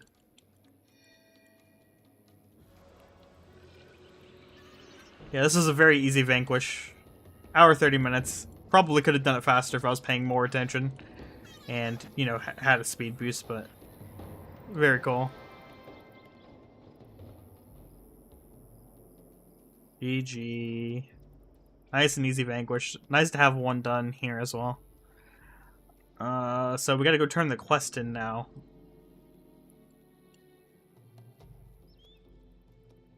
So we need to go to here. Oh, I mostly grabbed all the cartography. I'm not trying too hard to get all of it, because it really doesn't matter. Like, cartography, I'm on a ranger. I can go and run through in 10 minutes and get any missed spot, so. I got the edge of that map when I was up there, so. I should be okay. Where's the guy? He's over here, isn't he? I should empty my inventory a little bit first. Welcome to Embark Beach. Let's put these materials away. Plant fibers are nice because those are worth some money.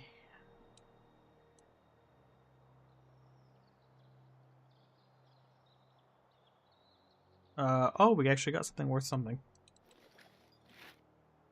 Nice. That's garbage. And we saved this to sell it. Yeah, we could just sell that. I think that's it.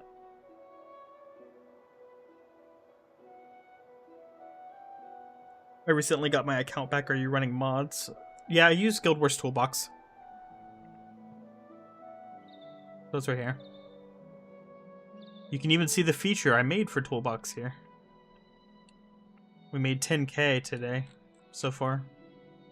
And just raw gold.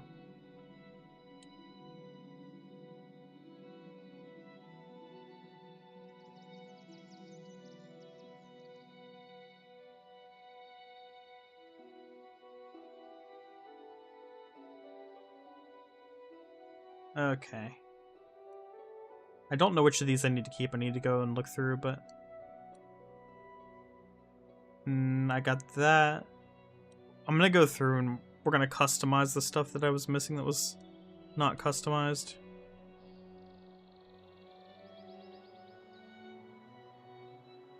I just die some 55 HP monk stuff that I could remember.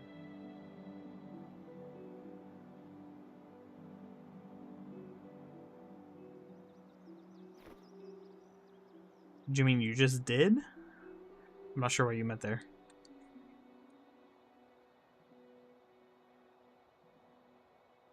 Okay. Inventory mostly sorted.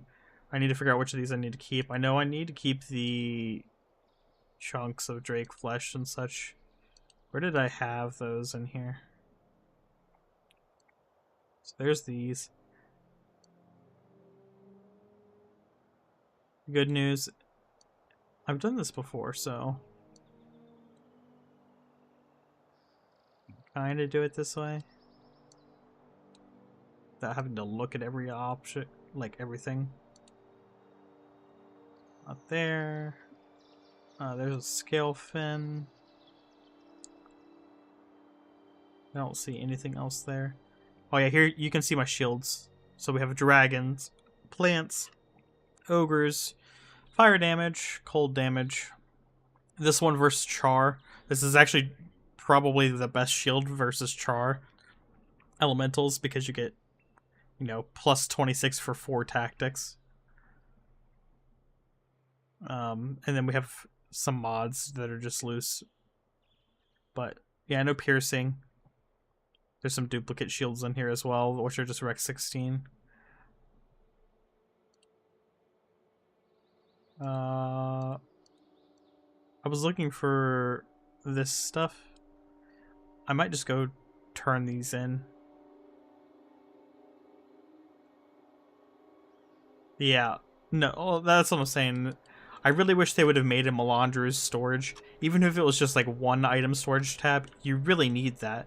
Especially like, look at this, like, if you're doing Melandras, you kind of want to be able to use these, right? And you have to farm these, and you can't really sell them on a Melandra's character, because you have to self-farm everything. Which is what I do on this account, by the way. This account is not Melandra's, but everything is self-farmed on here. And for me to have fit, you know, these 5 sets plus, you know, a blessed set plus a different set as well, probably, you know, in just one inventory, it just doesn't work. And especially with the account titles, like, I couldn't keep my dyes. I couldn't keep any of these sweets and stuff. I'd have to be using them instantly. Wouldn't be able to use them for the vanquishes and stuff. Same with runes. You have to keep those for when you need them. It's just a mess. Let's turn this in. I'm procrastinating.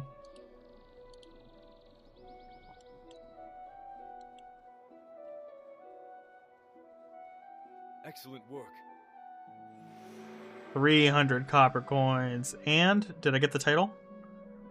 Oh, we're gonna have to do 1 or 2 runs. Nice. That actually is gonna be pretty cool to have that be separate a little bit. What I did mean to do, let's combine all the coins again and see where I'm at. Hey, how's my favorite Greetings. champion? I use techniques from across the world.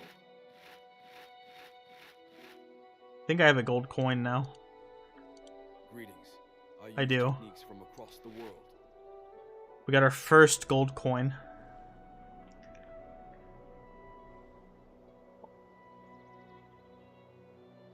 Greetings. I use techniques from I across could the get world. 1 Zacian key.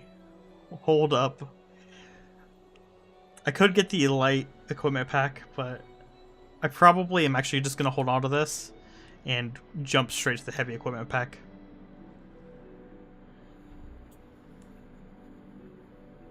If you're on a Melandra character, what shield would take priority?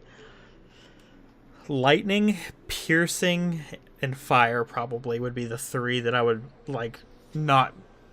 I wouldn't make any exceptions for those. I would want those at least. Maybe a cold damage shield as well.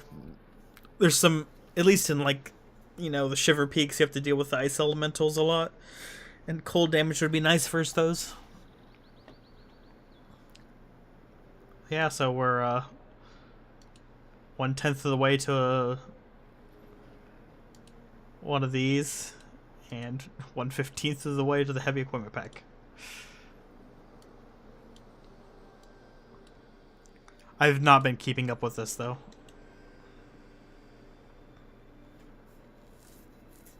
Greetings. I use Large to techniques from heavy? across the world. Maybe. I mean, I could technically, you know, go for the large first and then get heavy later, like after a long time, but I don't know. I might. What I think I'm gonna do for this Noxen, yeah, I know it's only 5 more slots, but I really want to be able to keep all my armor, at least most of it, just in my inventory. That would be nice. But yeah, I'm gonna do the sigils, 40k a pop, even 50k a pop. I probably will just do that to get them. I do wonder, does the Melandro character have access to the sigil trader? I wonder if they remembered to do that. I don't think they did.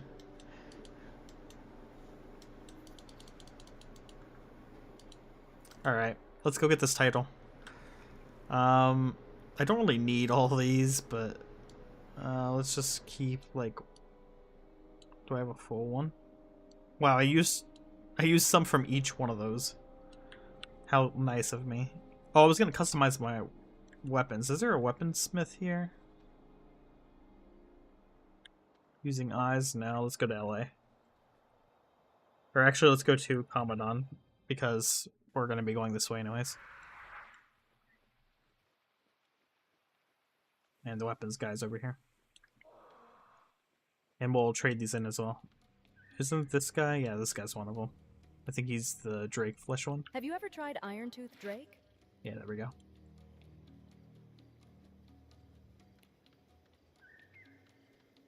Another Drake kebab for the pile. I'll probably do a farming session for these soon too. Just to have the full pecan set ready to go.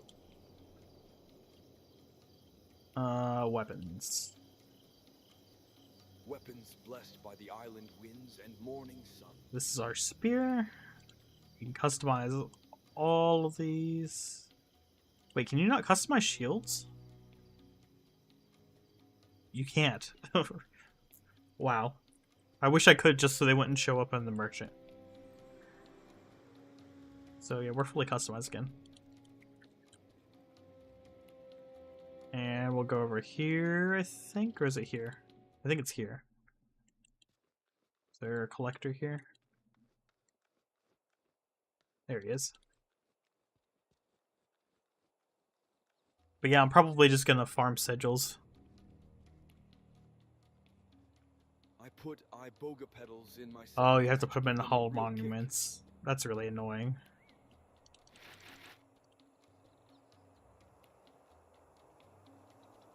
Put these in here. Throw that down there for later. And where's the last guy? I can't remember where this last one is. It might be here.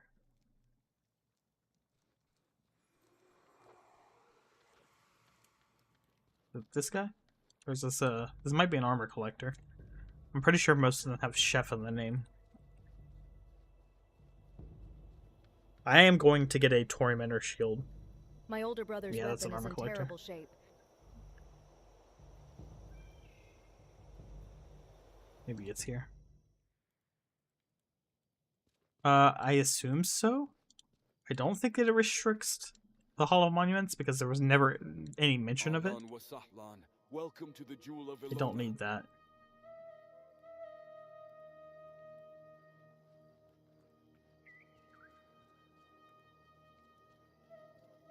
Don't think he's here.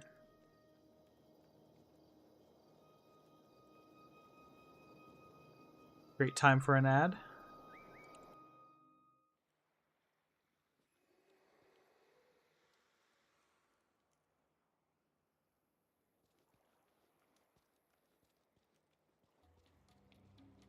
What is this last item?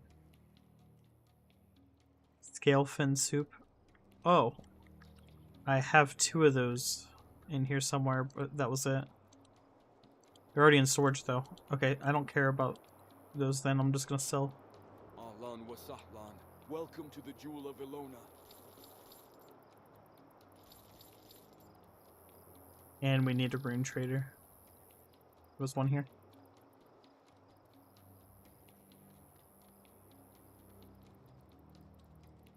Once the ad finishes, we will come back and do the last of the Sunspear title.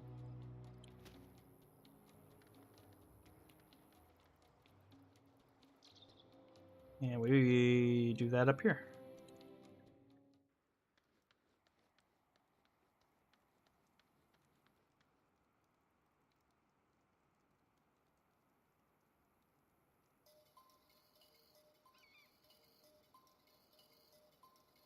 Got a 5-second ad. Well, that's good. I wish I could turn them off, but it's literally not possible to turn them off.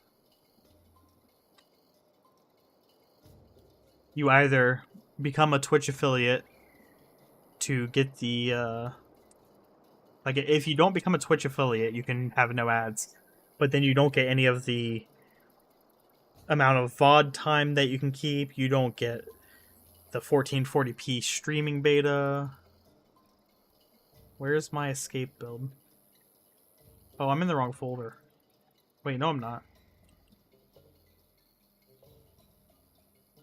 There it is. But yeah, they lock all of those features behind Twitch affiliate. So you have to take it, and then you have to either show pre-roll ads, or you have to show, you know, inside the video ads. And pre-roll ads, people instantly click off if you have pre-roll ads on, so I don't have those on.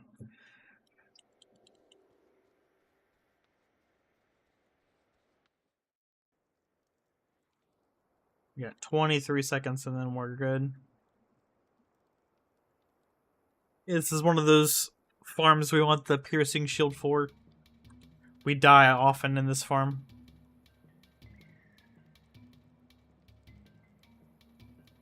Yeah, I stream every now and then. I try to stream at least once a week. Usually multiple times. On YouTube as well. You can check things out there if you miss them. But yeah, have a good night, Milky. We're gonna get the Sunspear title right now. It looks like the ad's over, so go ahead and do it. I'm supposed to be hunting scree harpies. They're really dangerous. Yeah.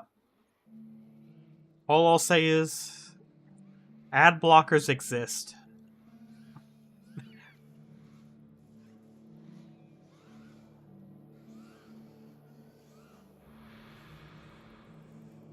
That is my only comment on that.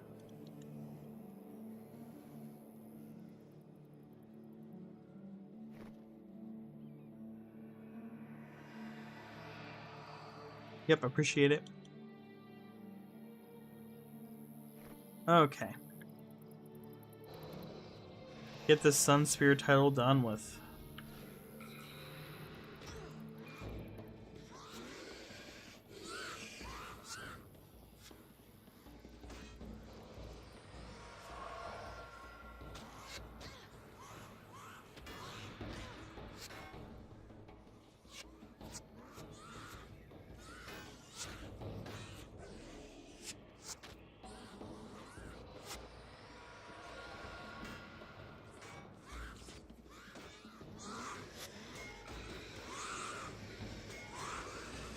%90 chance to block, by the way. It's like a 90% effective chance to block. And still somehow they hit through it. And we did it. The Sunspear title is now done.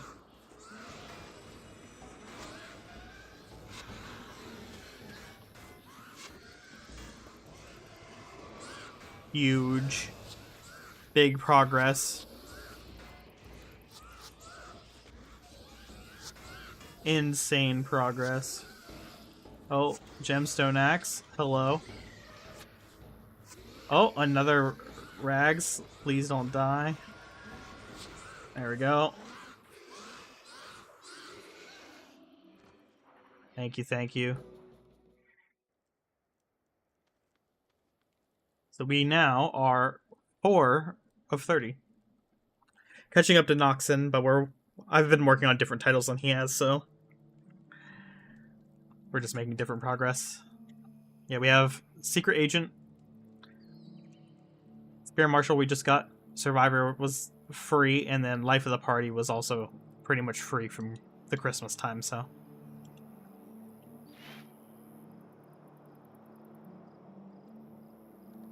Yeah,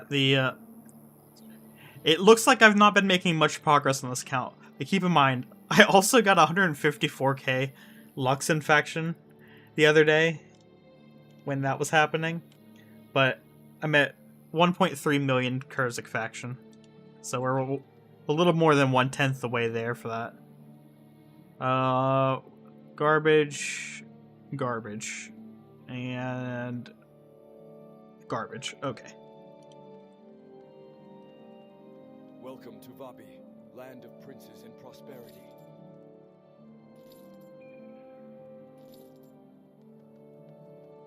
So yeah, that was the actual goal for today's stream. I need to screenshot this real quick. Why is my screenshotter not taking the screenshots?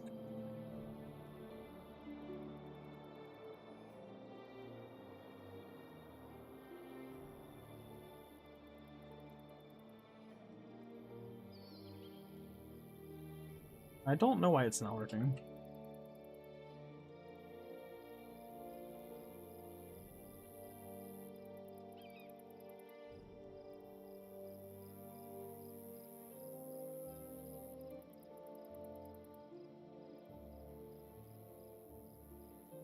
Still undecided if I might not just take Kurzik Luxon as an actual account bounds and do them on another character with speed clears, or like do Kurzik MQSC Luxon with an alt.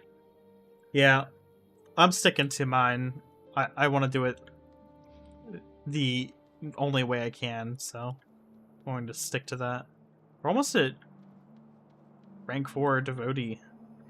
This title is going to be rank 4 next week for sure. And Treasure Hunter, we're going to get rank 3 of this at least. Maybe even further, I don't know. I still want to figure out more for Luxon. I need to figure out a better way to do it other than pray that it's flipped and then do it that way.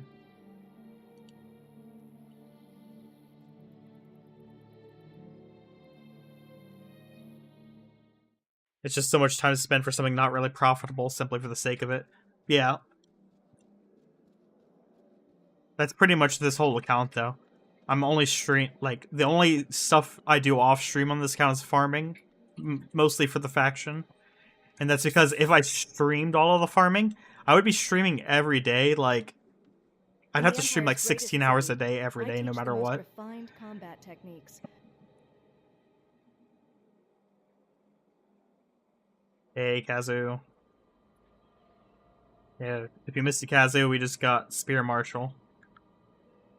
In the Empire's greatest city, why did I come teach here? the most refined Oh, I was gonna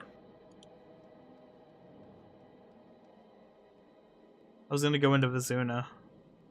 See, I need to beat Vizuna so I can get to Nefui, so I can farm Celestial stuff. I really want to unlock that next, but I don't know if I have it in me to do Vizuna right now. What are those weird dots on the map? This is the elite skills.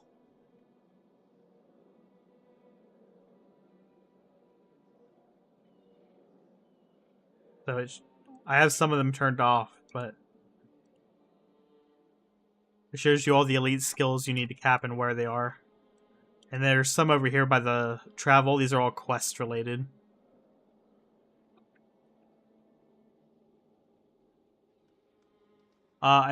Probably this is one of the only places where together as one makes sense.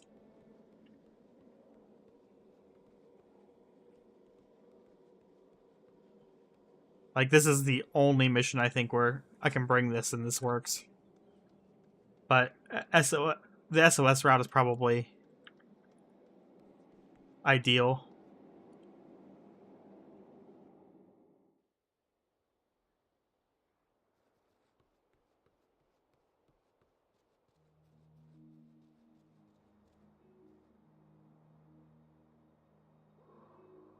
Oh yeah, I guess where is Oh, there is Luxon farming time.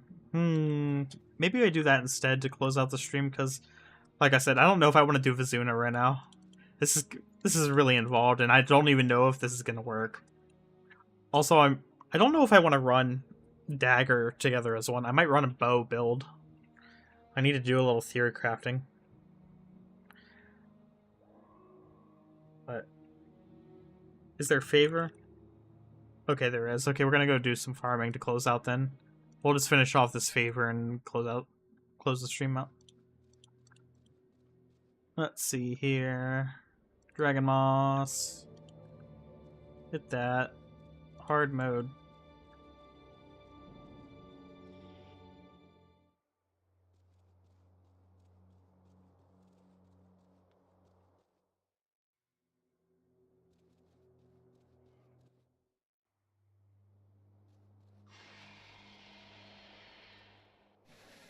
There's nothing to do with hold on, what's my faction like? And their allies.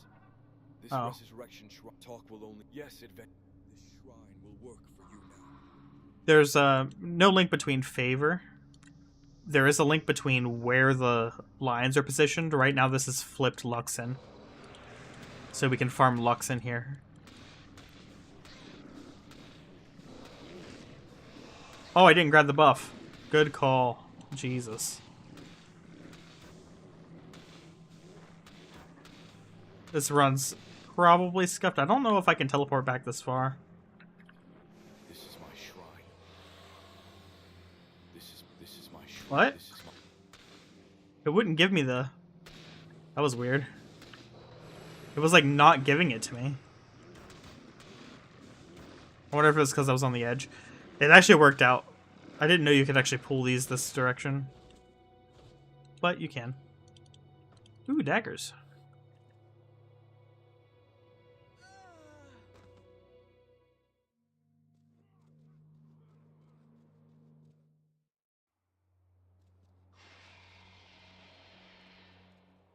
This is my I know the blessings of the Luxons, which will give you plus 125 maximum health.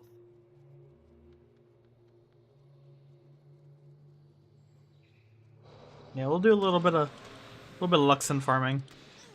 It's actually really nice that this is flipped like this now. Hopefully Alliance Battles keeps up like this and I'm able to farm Luxon too, because if this is the way that I can like consistently do Luxon farming, this isn't bad.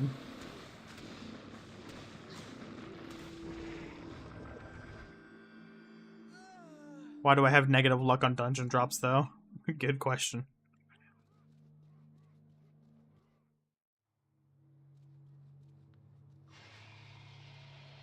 This is my shrine. I know the blessings of the Luxons, which will give you plus 125 maximum health.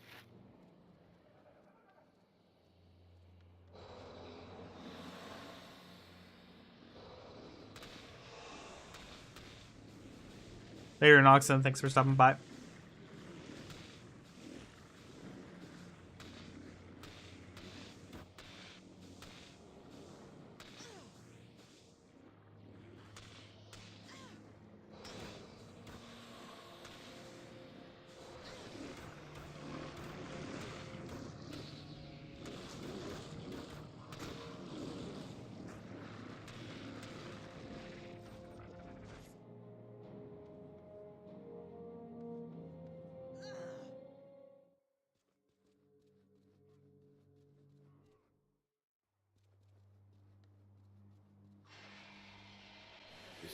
I know the blessings of the Luxons, which will give you plus 125 maximum health.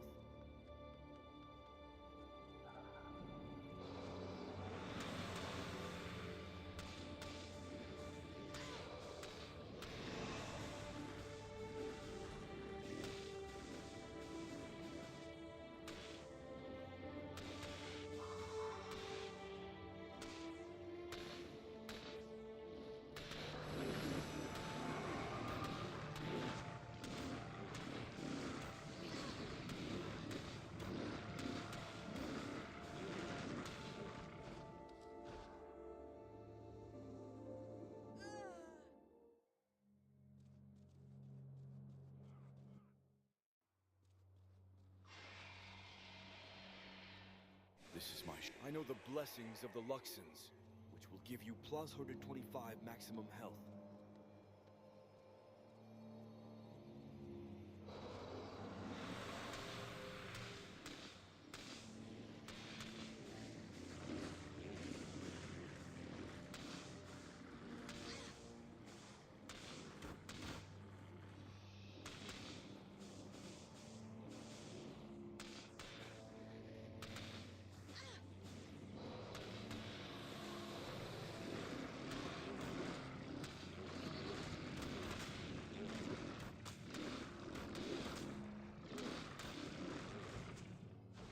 Nice. Well, that's ironic. It's like Earth, Wind, and Fire right there.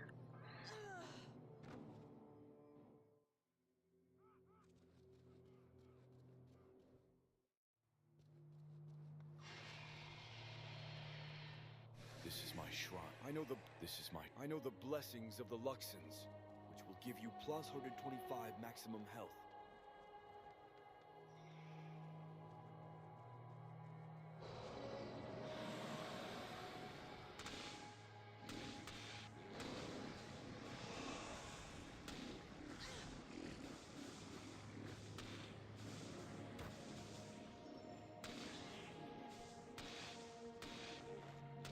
How many points a run is that? I don't remember. Let me look real quick and I'll tell you. We're at 210. I think it's 240. If I'm remembering right, but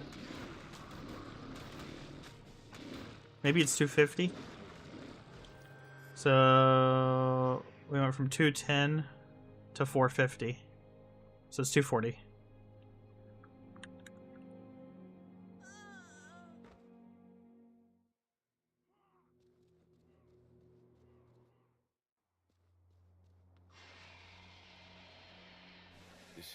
I know the blessings of the Luxons, which will give you plus 125 maximum health.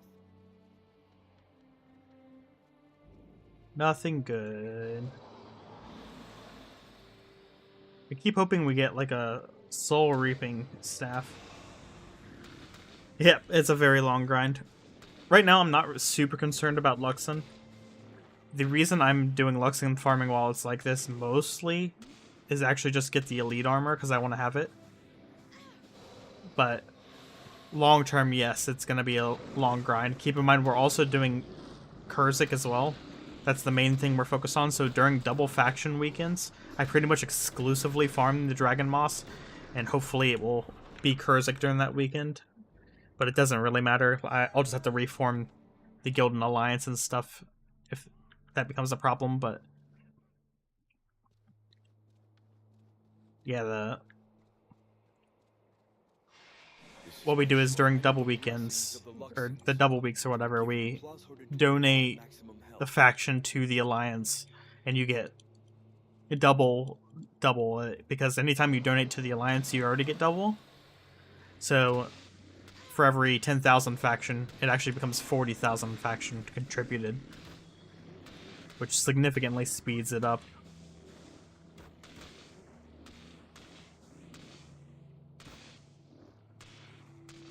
Was a bit unlucky this last double week because the last double week fell on Cantha New Year. It was the same week as Cantha New Year, and I had to AFK unlucky during that time. So you'll see we have the unlucky title at rank 4, almost rank 5, and the lucky title we got to rank 5, and we're about halfway to finishing that. So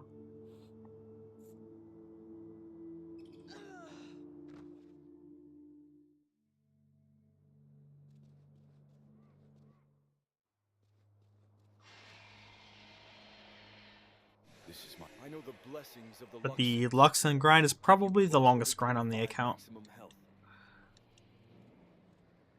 Even more so than Unlucky and Lucky, because those were mostly just AFK. I didn't really have to do a whole lot. The Luxon grind, when I can't farm Dragon Moss, is like 3 times slower. So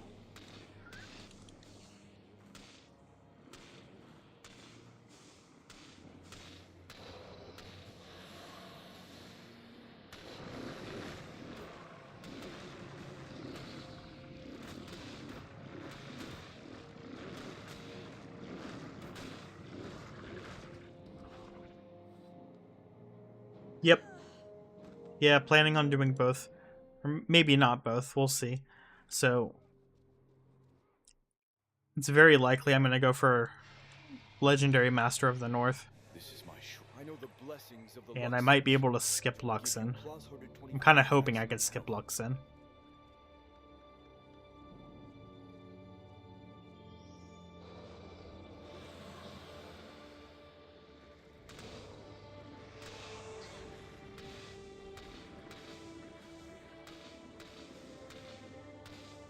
Yeah, the New Year week was kind of soul-crushing. I vanquish King Cut over and over, and when I didn't, I was on 9 rings. Yeah, I had 350 platinum saved up, and I just sat on 9 rings the whole time, except at the very end. And that used up pretty much all of that. I had to sell some materials to get enough money to stay on 9 rings most of the time. The only exception I made was I did spend a little bit of time doing double faction farming so I could get these wherever they are. These lunar fortunes.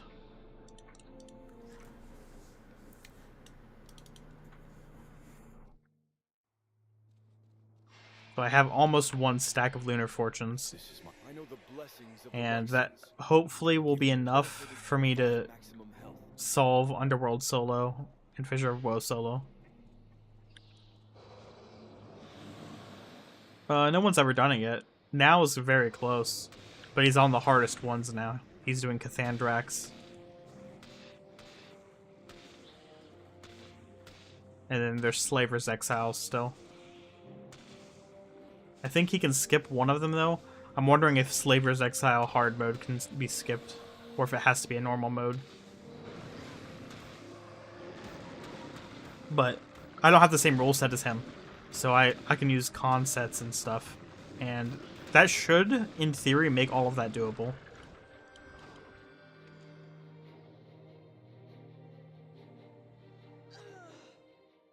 I'm pretty sure con sets will also make Factions Protector doable. It's just going to take a lot of figuring out. This is my I know the blessings of the Luxons, which will give you plus 125 maximum health.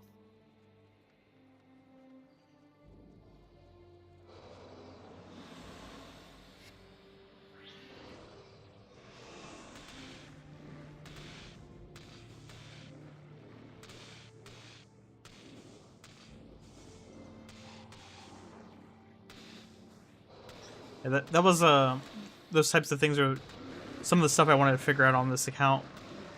You know, what does cons let you do that playing without them doesn't? You could do DOA solo, but that doesn't do much title-wise except Lightbringer. Yeah, I mean, I am going to do DOA solo as well. Another goal of this account, I'm not just going for GWAM, I also just kind of want to deck the account out. That's why I'm going for Elite Armor. There's really no reason for me to have bought this Elite Armor, but I want to have all my armor sets replaced with Elite Armor.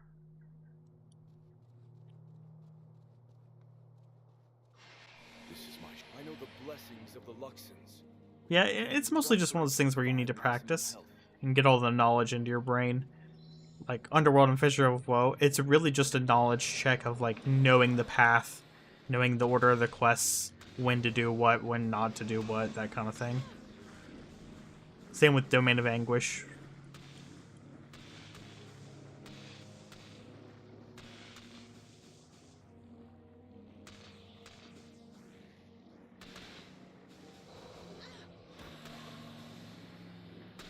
But I've kind of always said Guild Wars definitely was originally made to be non-solo game, and for the average person, that works fine. But for people who are really into old school RPGs that play a lot of hardcore in games, like hardcore PoE 2 or WoW, etc., playing Guild Wars solo is some of the best game content I've ever had. It's such a different game when you play it solo. I know the blessing. This is my I know the blessings. Come on, of the give me the Luxons, blessing. which will give you plus 125 maximum health. Yep, I have plans to complete all the dungeons.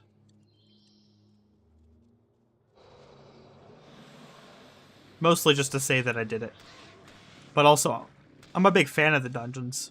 Like, Underworld, Fissure of Woe, and Sar's Furnace are my favorite content in this game.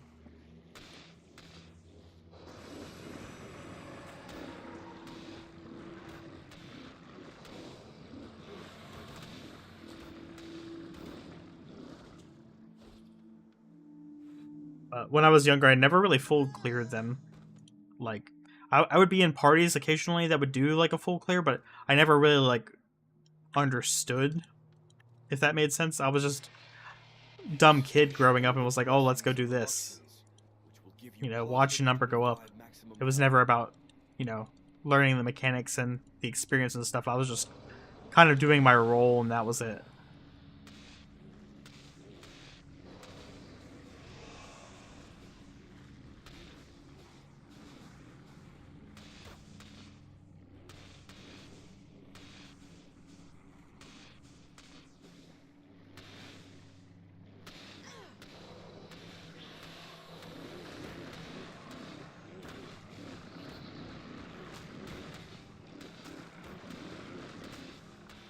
It's doable with cons. It's been done before. I only know that because I've seen the videos. And the thing with it being done before too is it's been speed run as well. So it's not like it's been done and then like there's no other way to do it. It's just that way. It's been speed ran with, you know, all of the P-cons and everything. I don't know if I'm going to actually do that or not. I might do like attempt to do some speed runs of it, but mostly I just want to say that I've done it at all. So I don't actually need as many P-cons as they use. You can get away with not using some of them.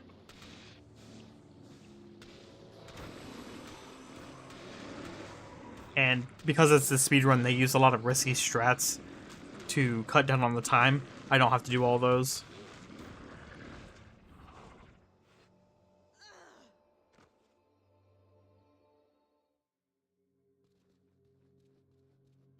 There also is another side of this too, where I don't think farming builds like this are ever going to get buffed, but 2 weeks is buffing skills. So if we see some more buffs, maybe Trapper Ranger comes back. Or something like that. Like we could see that kind of thing come back.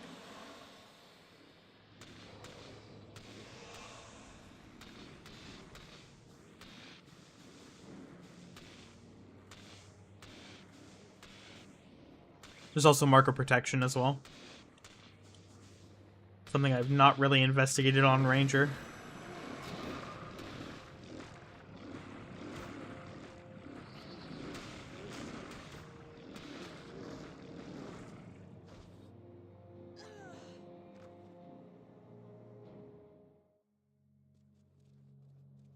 Izimir's favor not moving. It looks like it didn't move at all from when I last looked. I'm pretty sure it was 30 minutes before. Which will give you plus 125 maximum health.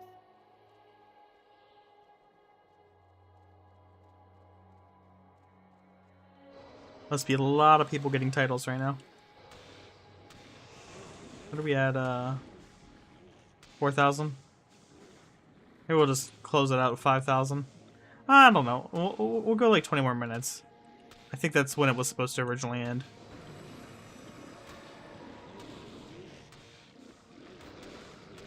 Maybe this will be the set of runs that finally gives me the piercing shield.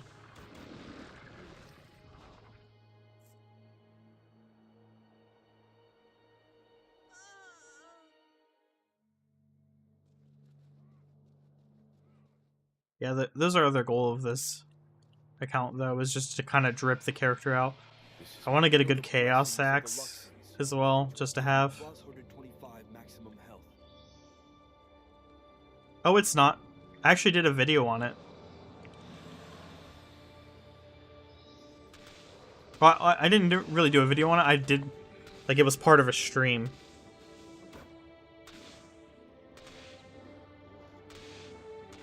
Yeah. Well, I had tested it in, what's it called? Crossgate hard mode. And that's the worst case scenario for that. Because you have 2 of them with the same exact skills, and it was still possible to kill them.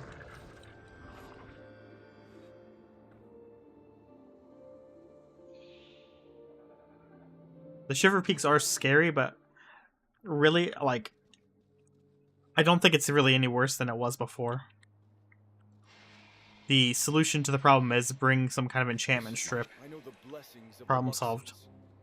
Or bring an interrupt and be very good. Or insanely lucky. But at least in the solo world, pretty much in situations like that, people would already have been running diversion. Diversion still hard counters the skill. So nothing really changes there. It mostly is less countered by, you know, like a D-shot ranger. You can't D-shot it easily. And not really, like, only a small handful of people actually utilize D-shot comparatively, so. Yeah. Yeah, pure Ellie would be tough. You probably could get away with... Does Ellie have access to daze? I feel like they do. You probably could get away with either knockdown or daze. Maybe you don't. Maybe it's just Ranger. Because I know Ranger has Broadhead Arrow. And Concussion Shot or whatever. Oh, right. Yeah, they can't be KD'd. Yeah. That was actually the problem I ran into. Well, this is the other thing. You could still do it on your Ellie if you do enough damage and can stay alive. Because diminished healing exists.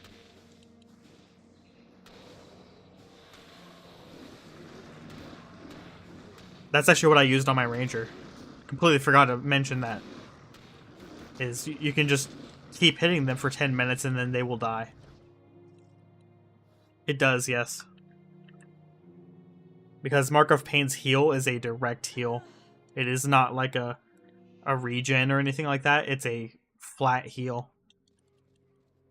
Or at least I think it does. I don't know why else they would have started dying to my pet attacks when I did it. I know the blessings of the Luxons, which will give you There is an argument maybe they're running out of energy. So that could be a thing and they stop casting it as often. But I feel like that's probably not the case. But even if that was the case, that's just more of a reason where Ellie would work. You could just do enough damage.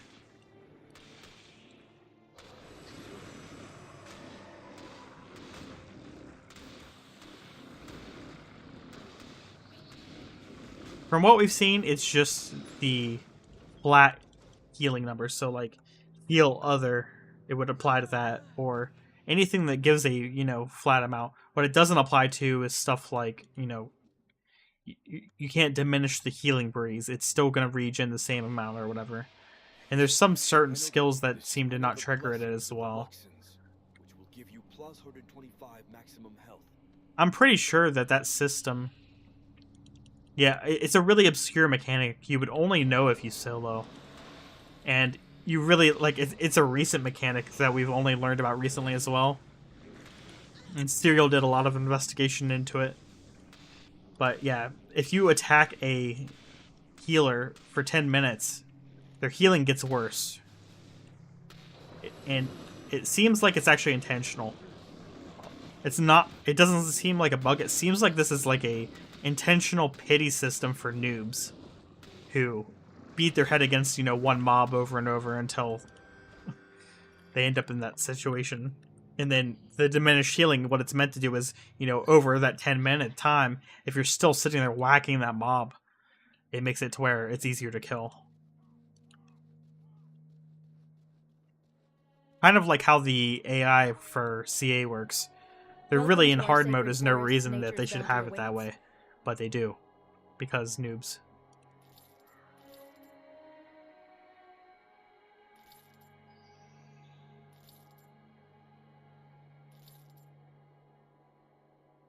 Spawning power of 4, we don't need. Oh, I did not ID everything. Garbage.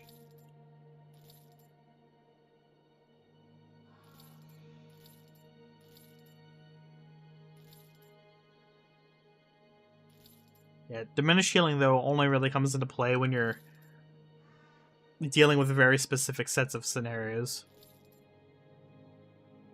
Like Serial's monk run, where he's doing pure monk, and he beat all of prophecies that way. That's when you really want diminished healing, is because monks don't have a good counter when you're doing pure monk for enemies that heal.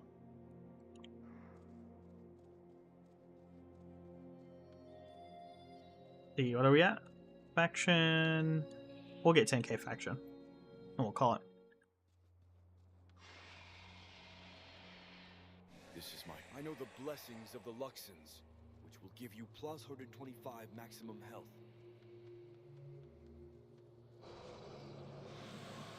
Had to do it for Last Warrior boss and Ice Caves of Sorrow. Yeah. Healing Signet is another good one. I don't think it... or I'm not sure that it applies to Ether Feast. That's a good example of something it doesn't apply to. That is a direct heal, sort of. But it's based on the amount of energy and stuff. But we already have another counter for Ether Feast, so it doesn't matter.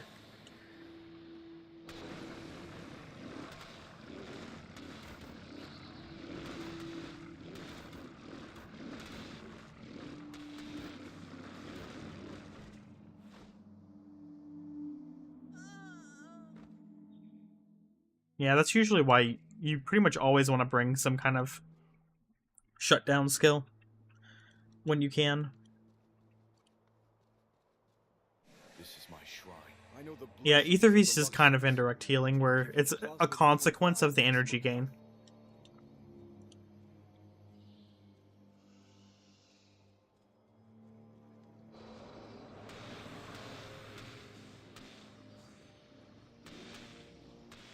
What is AOR?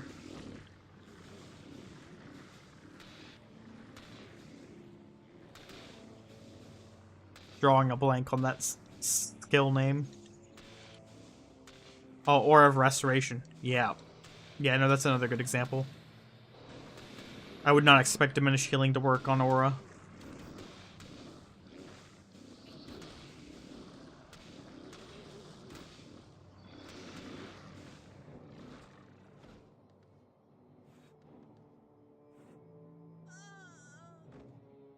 It's interesting if it does.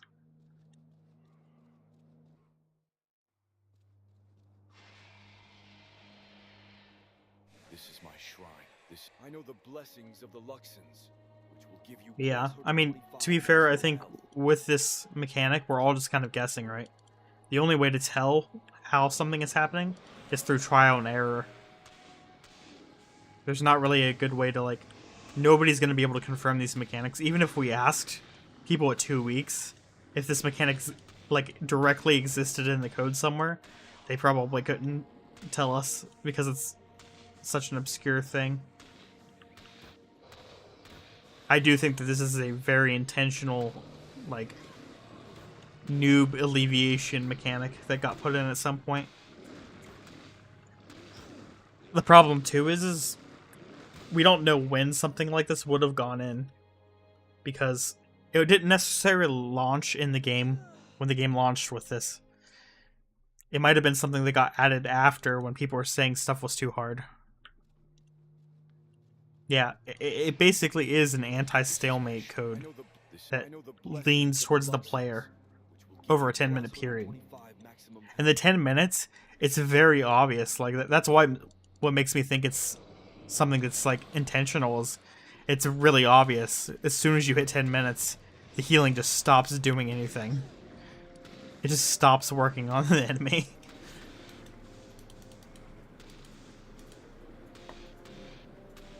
That would be a good test to go into PvP somewhere where you can just sit for 10 minutes and attack each other and keep healing each other.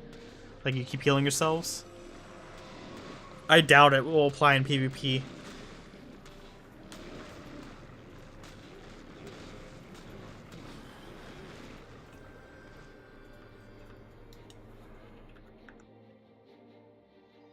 Are there random groups? Maybe it's for the random groups that spawn. No, it applies to any groups. Any healers. We've tested it on multiple types of healers. This is my shrine. I know the blessings of the Luxons, which will give you plus 125 maximum health. But it's just meant to help, you know, people with not good teams. It's 100% what it's for, is to prevent those stalemates, like Kazu said. There's no other reason you would have a mechanic like this in the game. And if it was a bug, you would expect it to only affect some skills, not all healing skills.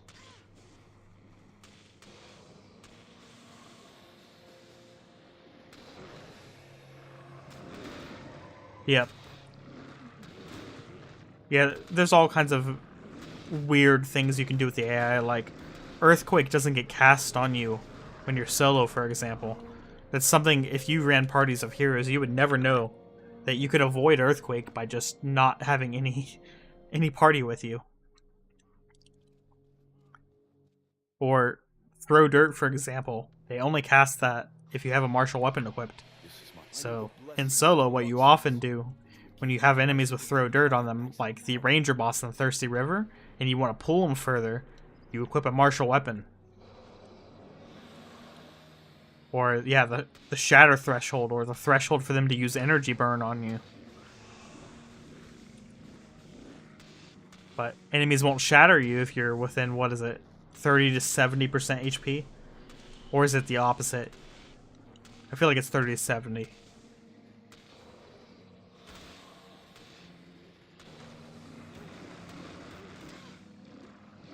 And they won't use Ether Feast on you if your energy is low, which makes enemies not heal themselves. These are all just consequences of the very old, sort of poorly designed AI.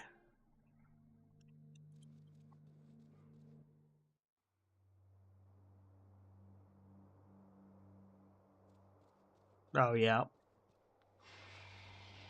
So it's around those thresholds, not between. Which will give you plus 125 maximum health.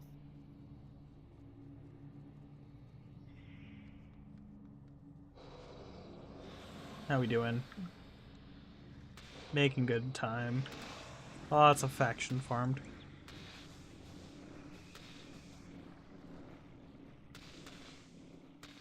Also should be some pretty good money. We'll go sell our plant fibers after we do this too and see what the cash stack looks like. I'll probably just go ahead and buy the lockpicks to be ready for this week. That'll probably be next stream, is we'll just be doing chest runs. I need to figure out today what chests I'm going to run.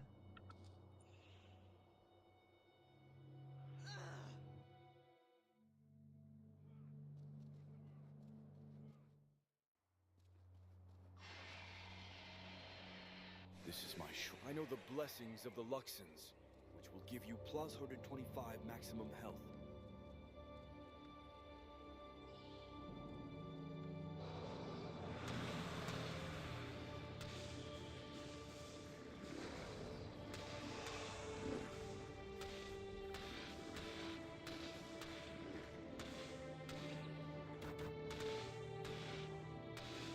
Pretty happy with the progress today, though. Another vanquish done, and we got another title.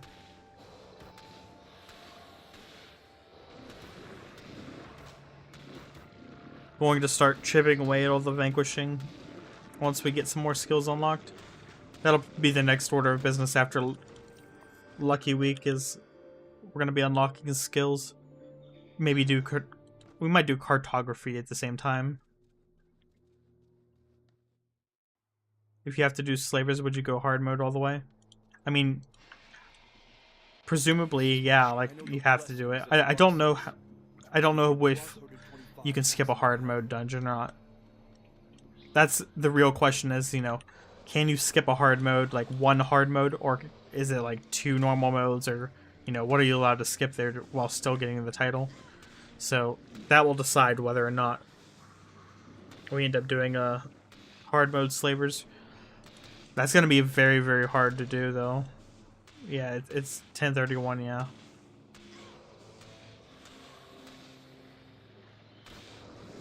And I think now has showed this as well. Even with cons, I imagine it's going to be like... runs will probably take at least more than 8 hours, I'm guessing.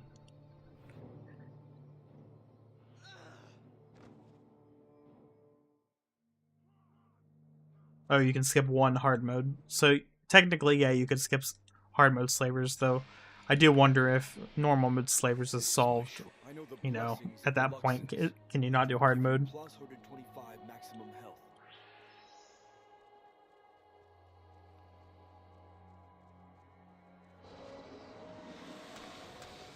But I'm going to try to do all of it. Because while we are going for GWAM, I do also just want to say, you know, oh, I've done all this.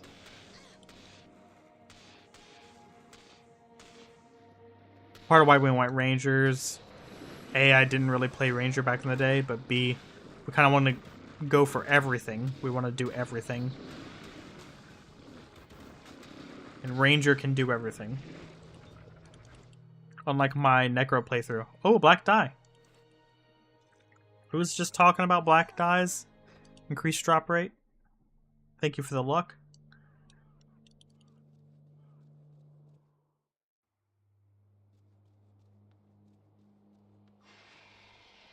This is my... I know the blessings of the Luxons, which will give you plus 125 maximum health. Hey, Peter.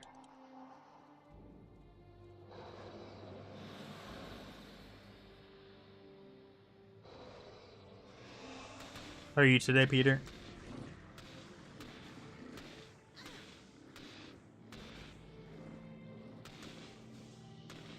You, missed the fun. We got Legendary Spear Marshal, and we vanquished Plains of Jarin. I want to start Guild Wars 1 again after many years. What class do you recommend for PvE General? E-Surge and Bagon. I would recommend not playing either of those because they're incredibly boring. But it depends on what you want to play. It just depends on what you want to do. But I find Embagon and the E-Surge meta very, very mind-numbingly boring. There's nothing that makes me want to log out more than having to use a team like that, so... Personally, what I would run is like a team of Ellies. I like running like Searing Flames meta, that kind of stuff. I just find that so much more fun. Put a little bit more thinking into what you have to do. Yep, yeah, that's a good point too. Mesmer is a hard class to understand. So if you're coming back, maybe don't play Mesmer. I like Petway. Agreed. Petway is a great option for new players because it's very easy to set up, especially with a menagerie. Once you get it, you can just kind of give all of your heroes level 20 pets, and they can all be die or whatever. But the builds are very simple. Paragon was very strong, but boring. Yeah, Paragon I just don't find fun to play. Where I would find it fun is if the spear skills did good damage. I would enjoy a spear build and just, you know, chucking spears at things, but I'm not interested in just pressing, you know, a few buttons and then my team is a little bit stronger. I'm just not interested in that playstyle. To me, that is what you have a hero do. Yeah. If they made Slayer's Spear hit like volley, there you go. Perfect skill to do that too, because that skill is garbage.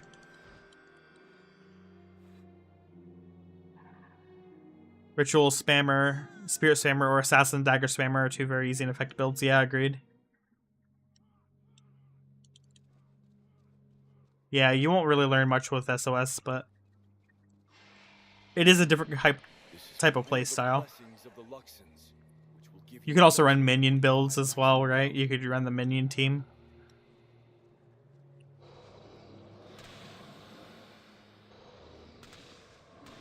I made a Mad Sea. I hate how people are calling this Mad Sea. It's Dooma. I know it's Doom's Covenant, but if you just take the do part of Doom's and then the regular Melandra's Accord part, it's Dooma, and it's pronounceable. I don't like Mad C. I'm a Mad C hater. Anyways. Buff Cruel Spear, yes. Buff all the spear skills. They just need to remove all of the unfun conditions on all the spear skills. Like, I don't want to do, like, plus 10 damage when I'm enchanted. I want to do, make it, like, plus 20 damage when enchanted, or, like, plus 10 damage plus another 10 damage when enchanted or something. The fact that Paragon has so many conditions around using its abilities is so boring. And it literally puts it in such a, like, you have to be in such a narrow focus to use it that way. Plus, half the spear skills, by the way, have different conditions. So you can't even use multiple spear skills like you would want to, and then chain them together, because all of the conditions for each one is different. So one gives deep wound, but only if they're less than 50%. One gives deep wound, but only if you're enchanted. One gives deep wound, but only if they're not in a stance. One gives deep wound, but all of your other skills are disabled for 3 seconds. It's just insane.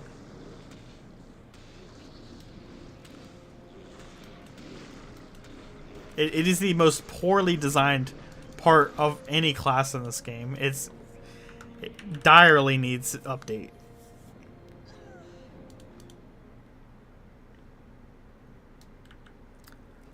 And yeah, like as you said, Myth, you can't farm on a Paragon really. Like, there's barely any farming builds, and as Peter can attest to, most of them are just kind of worse in every way than every other character. You would be better off running Ranger traps than Paragon to farm most things. And Ranger traps have been heavily nerfed.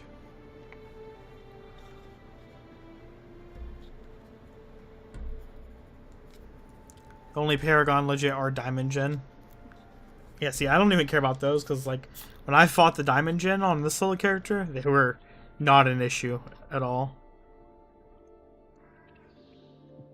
I understand the devs don't want to bring Paramore into the DPS role. It's a pure support class. See, that might have been the case at one point, but it really isn't anymore. I don't think, at least. I don't think that they should be relegating these characters to one role. That's not how they do Guild Wars anymore. And if you look at the other characters, like, you look at Mesmer, you look at Ranger, you look at Ritualist, you look at anything else, none of them are like that. All the good classes can do any role.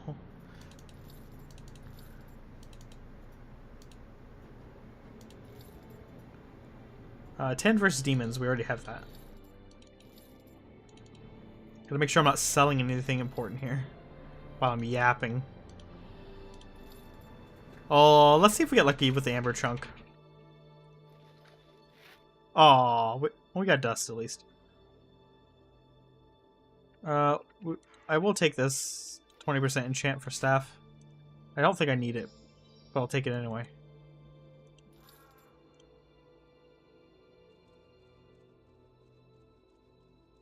Alright, let me catch up. Yeah, well, it just goes to show you, like, what they need to do to make Paragons good is make them level 28 or 30 or whatever, right? Like, they just need to be some insane level to have enough stats to do any kind of decent damage. And that's just, it's sad. Like, let me be a Paragon DPS. There is a cool, like, if you run, like, Ranger Paragon or Paragon Ranger, you can run some cool, like, burning spear builds, that kind of thing, but it's still so niche. It just, for the regular game, it doesn't work. Yeah, Dervish before the overhaul, there you go, perfect example. Yep, it was 100% just as bad as Paragon is now. Maybe it was a little bit better, only because Dervish has AoE attacks.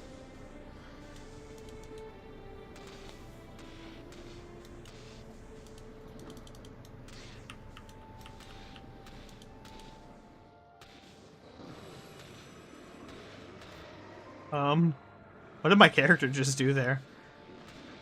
It was like casting Shadow Form but walking. Like I was trying to cast a skill on something.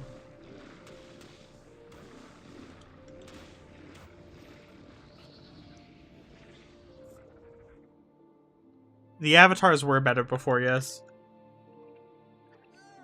It is one thing I will say, kind of sad. I don't know if there's any Guild Wars 2 players here.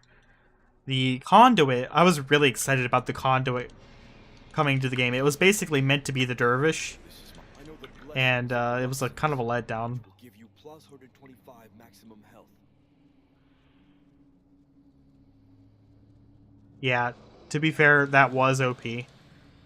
Not being able to be affected by conditions. Yeah. Oh yeah, no, I mean, same with Mesmer. Why did Ignorance need a buff? It didn't. Mesmer didn't need any changes. Neither did Derv.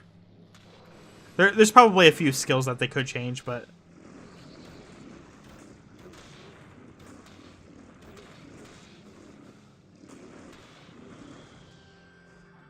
yeah. Don't get me wrong. I like Guild Wars 1 way more than Guild Wars 2. I will always play this game, and, like, for example, the raid update that just came out, I didn't even... I logged in once just to update my client, but I've not even been playing it. But I do play Guild Wars 2 every time there's any content update that comes out, for the most part, when I have time. But Guild Wars 1 is always going to be the game for me. Like, it's just in every way better designed, to me at least. To somebody who wants to play like a hardcore character. I did try to do a hardcore Guild Wars 2 run, and I may actually revisit that. But being honest, the only thing that was even close to killing me, and the thing that did end up killing me in the end, was a jumping puzzle. I never once had any kind of mob risk my life at all, but the jumping puzzle killed me.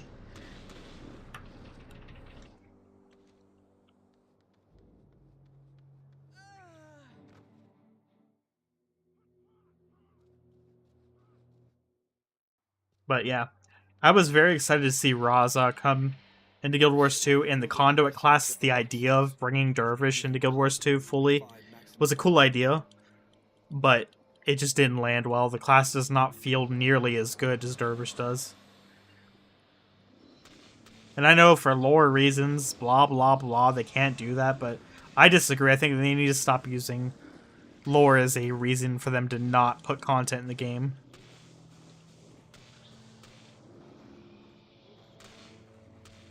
Let's see, Heart of Thorns for me was good.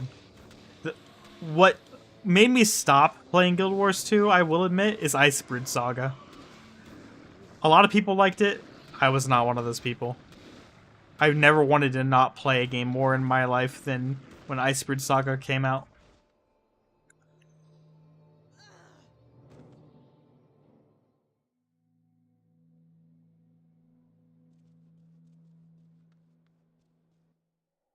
I have an extension which removes shorts. Yep, I have the same exact extension. Probably the literal same one. I don't like shorts on YouTube either. I don't want to see that content for the most part. My content's so hit and miss.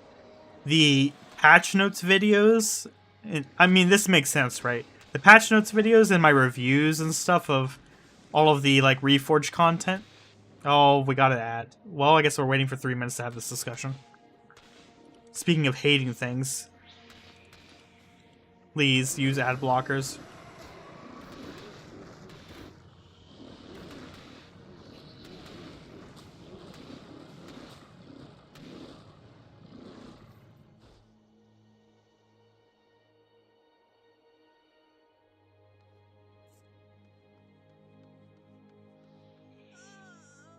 Yeah, Twitch ads are very annoying.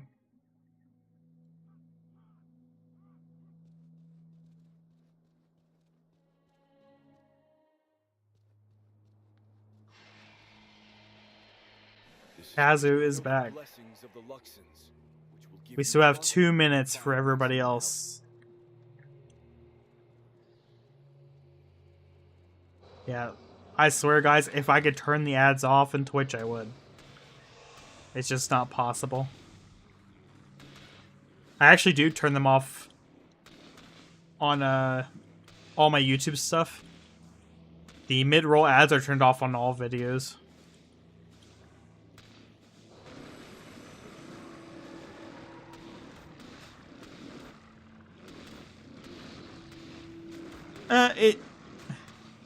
Twitch is probably worse, to be honest. At least YouTube, you can control the ads. It depends on the region, and also, by the way, operating system.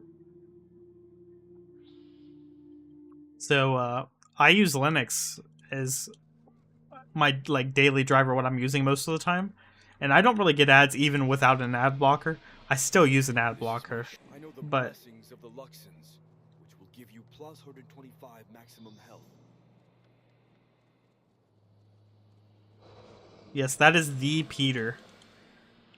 He is actually the person who originally got me into soloing in this game. I saw his dervish runs on YouTube. That was the first exposure I had to any solo content.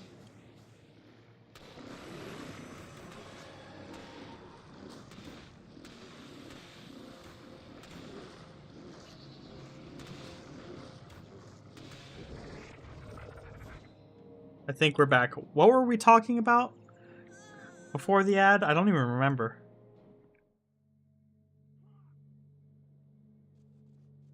Nope, it was your dervish runs.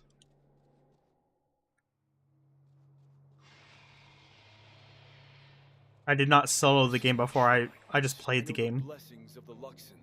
I was a little noob just running around doing stuff with no real aim or reason.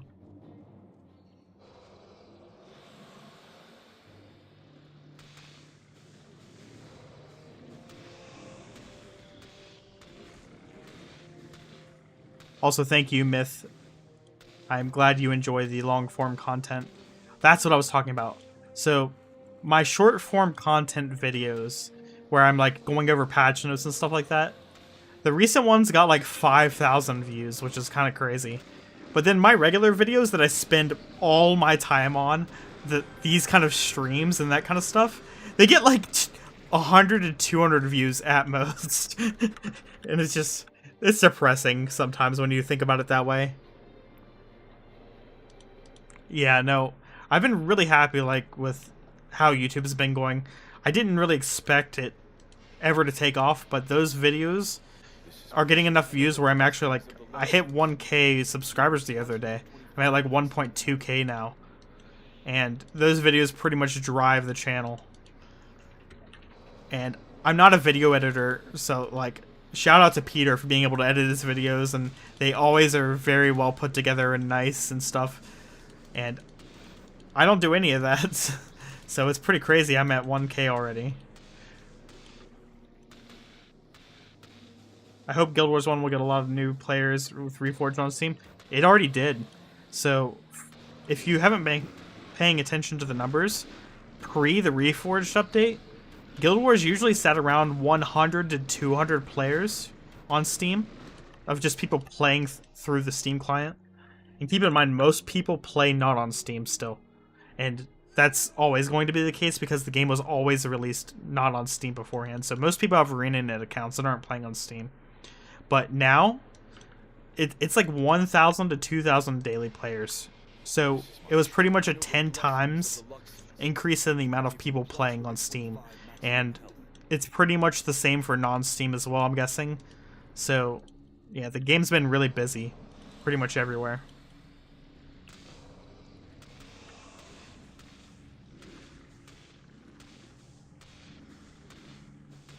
Yeah, that's concurrent players, 1,000-ish people playing all the time on Steam.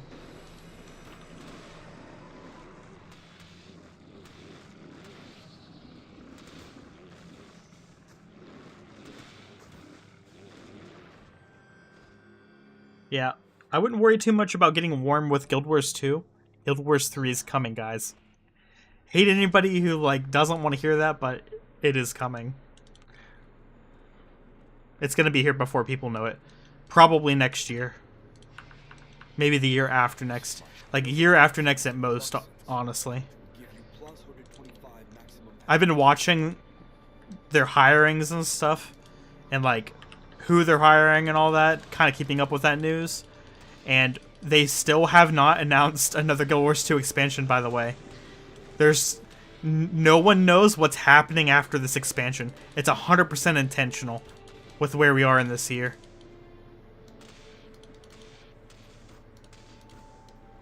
I fully expect they're going to announce Guild Wars 2, or sorry, Guild Wars 3 with the next expansion update, more than likely.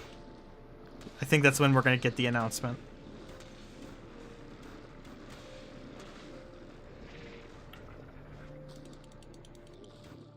Yeah, it's hard to say. Probably Guild Wars 2, to be honest. I don't think that they're going to go back at all to the Guild Wars 1 formula. We already know it's an MMO. If you read the job listings, it's an MMO.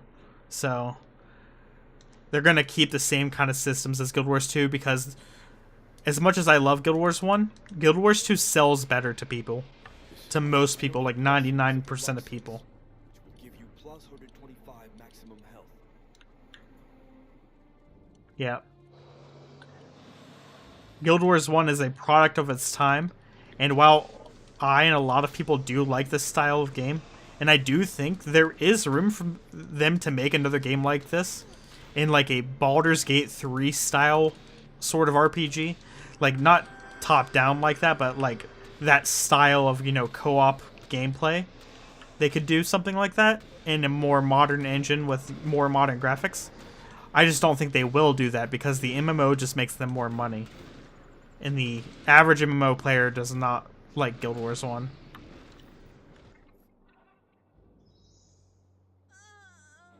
Guild Wars and Guild Wars 2 has always just seemed really hard to get interesting content for that gets views. Yeah, I mean, they're not games that pop off of the, you know, off the screen.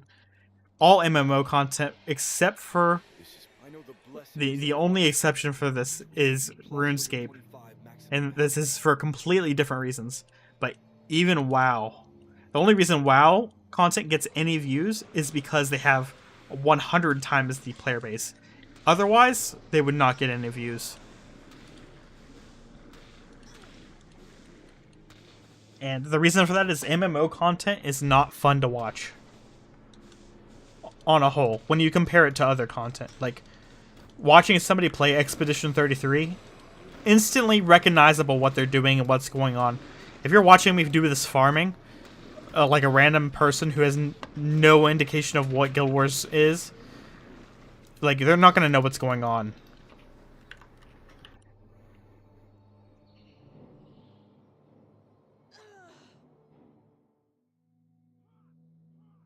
I'd love to see them release Utopia.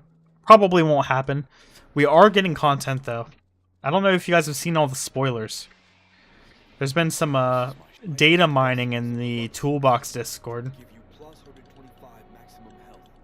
We are actually getting new content. Not just skill updates, not just patches, not just monetization and game modes. We are getting actual new maps. It looks like new dungeons. One set of them is in pre-searing. It looks like it's going to be the addition on top of the Pike and Square stuff. Pre-searing is going to get some kind of dungeon. And the other one, no clue where it's at. I didn't look into it a whole lot. And thank you for the follows, guys. So, we're probably going to get some kind of Guild Wars 1 content there. Don't know if it's going to be an expansion pack. Probably won't be, if I had to guess. I think they're going to keep going the Reforged route and just kind of selling the microtransactions. Maybe we'll get a small bonus mission pack and that will be the form it comes in. But that's the most I would say we would get. This is my shrine. I know the blessings of the Luxons. Lissa, Duena, and Melandria Elite area. Yeah. I think if they did that, people would go crazy. I would pay $200, maybe even more, for them to release something like that in a little expansion with some new skins to go for. Yeah, there's a lot that they can do.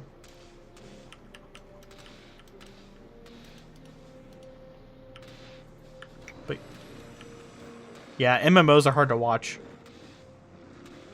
Retail WoW, I never know what's going on it, especially with all the...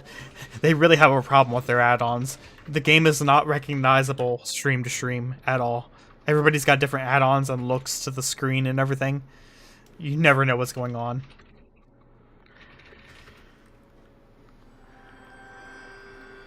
Oh, thank you, Peter, for subscribing. It is much appreciated. You did not need to do that. Everyone should go sub to Peter. He's not on Twitch, though. Peter only streams on YouTube.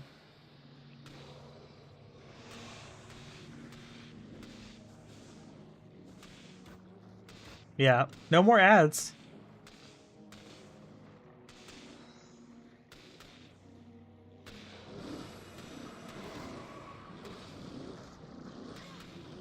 Yeah, I'm excited to see more of your Ranger, Peter. Can't wait to see where that goes.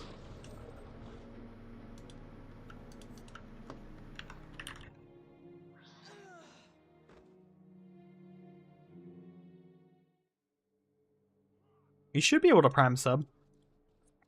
I don't have anything turned off or anything. Unless Twitch has changed something. Yeah, Peter, you should definitely join in for the next 8-legged race. So for those not familiar with what that was, we went in, you may have seen the video uploaded to YouTube. We did Dragon's Lair in hard mode. There was a hype train. Oh, thank you, Kazu. You did not need to do that. I appreciate it, though, guys. All of this money, by the way, pretty much gets donated to Now whenever he completes something new. Just so you guys are aware. I always just gift him subs from the money I make on Twitch anytime he goes and does new dungeons. I don't never actually spend any of this money. It never goes into my bank account. It just goes to Now when he completes things. And oh yeah, the other thing is I always donate for the PoE 2 Twitch drops. That's the other thing I spend it on. But yeah, if you guys haven't seen, Shay did a video. I also uploaded my perspective as well. But we did a challenge where we took 8 solo players and everybody only brought one skill. You were only allowed to bring one skill, no duplicate skills, and we only had one elite on the whole team. So we basically were one player, but across 8 different people. It was a lot of fun. We did Dragon Slayer hard mode. It's pretty difficult. Not too difficult, though. A 1-skill GWAM series. It would be so hard to get everybody together to do that, but it would be a lot of fun to have, you know, like that be like a regular series. The problem with the series like that is, like, it's just so hard to get everybody together at the same time.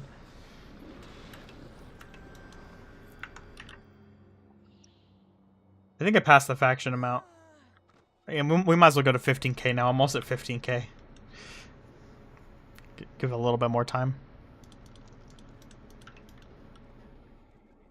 But yeah, I recorded my POV of it.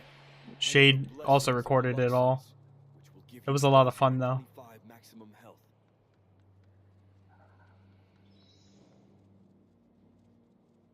Oh, you guys were chatting at the beginning. Guess you don't really... I'm not really bothered about that stuff. You can always clip it out, so... Yeah.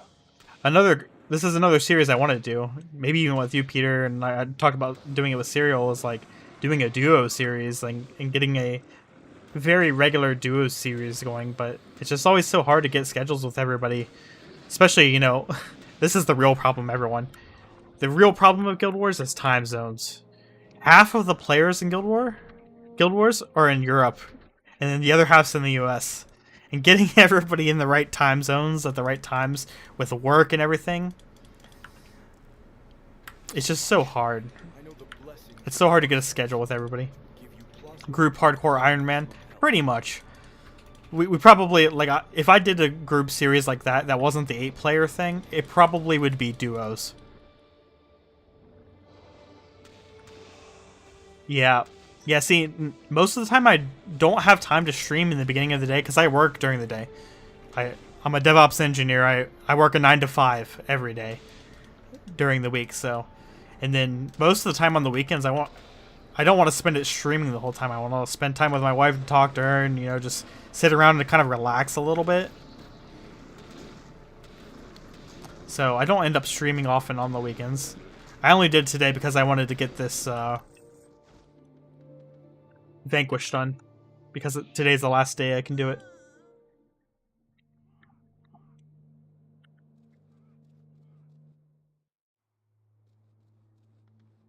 But yeah, time zones are hard for scheduling. That's the only reason I've never really pursued doing a duo with someone, because I think it'd be a lot of fun to do like a duo series and go and like take that basically. It's basically soloing, but with another player. Gives you some more flexibility. Doing GWAM that way would be a lot of fun.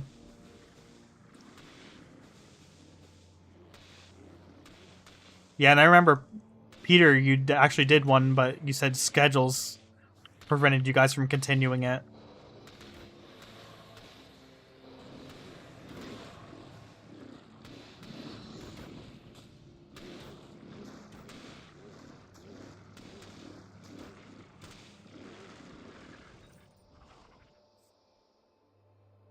He's a night owl and I was awake early. Yep. Yeah, see, that's always the problem, is like, you end up on different schedules. I know you have a kid, so like that sometimes just blocks your time no matter what you do. And you can't control it. This is my short. I know the blessings of the Luxons, which will give you plus 125 maximum health. I don't know about that. Doing a group hardcore Iron Man would be tough in this game. I think hardcore in general would be tough in this game. I've never actually done. I mean, look at this character. Thank you, Zotix, for the sub. You guys are crazy. I've got more subs today than I have in like months. Absolutely insane.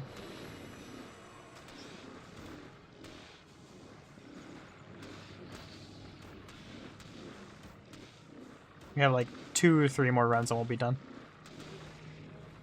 I'm actually kind of starving. I need to eat some food.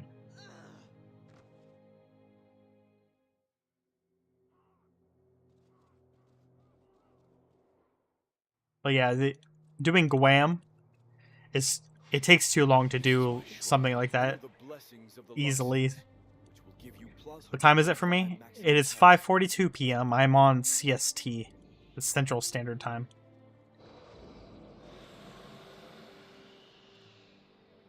You have to open in Safari or Chrome. That's annoying. It doesn't work in the... You're telling me Prime sub doesn't work in the Amazon-owned Twitch app? What is wrong with him?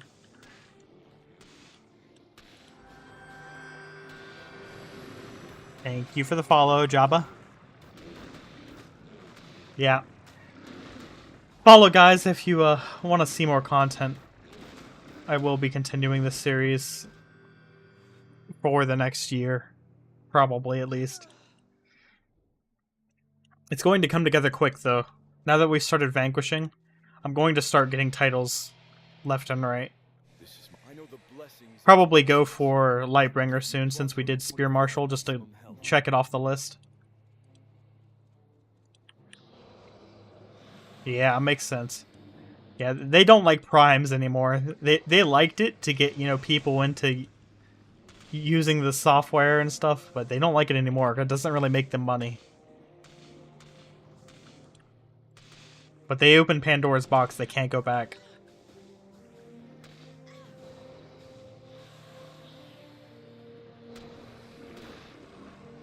Yeah, with the Kurzik and the Luxon faction farming, we probably have at least another year of this account.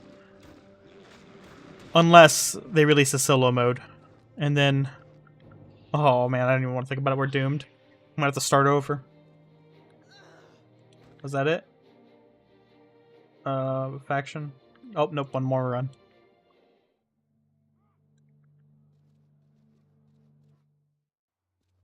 Yeah, I mean, they want you to give them money, not indirectly give them less money from Amazon.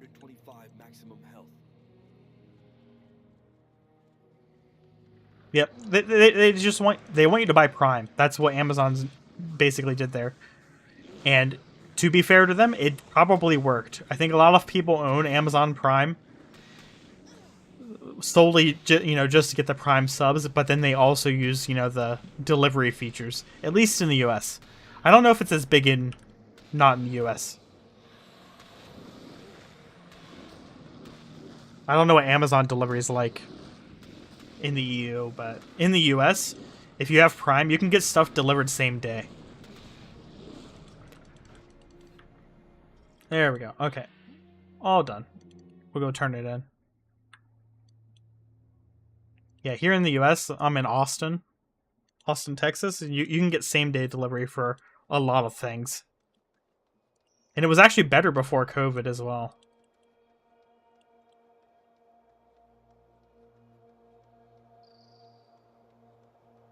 Okay, so this is, like I said, a bit wasteful. We get jadeite shards. We're up to 19.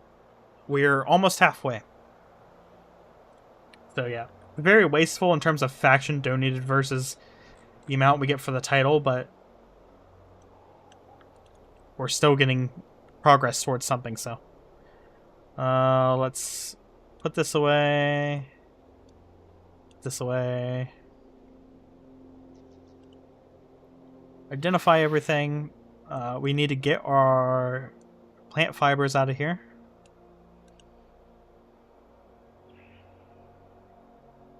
In France, that's quite good. Sometimes laid the same day or day +1. Yep. Yeah, I think it's like that most places. We're lucky because basically in America, if you live near a distribution center, you can get it same day, sometimes within hours. In rural Australia, same day delivery doesn't exist. Yeah, makes sense. In Germany, they deliver a 98-inch TV next day.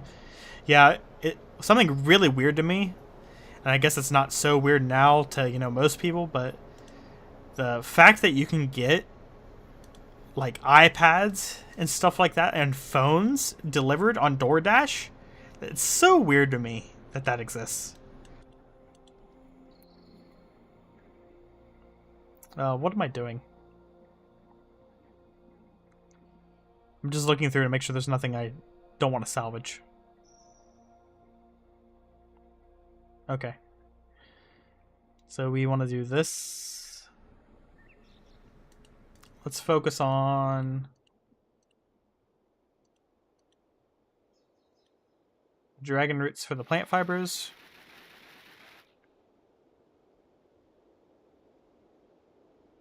Drone delivery win. Only in Ukraine. Oh god.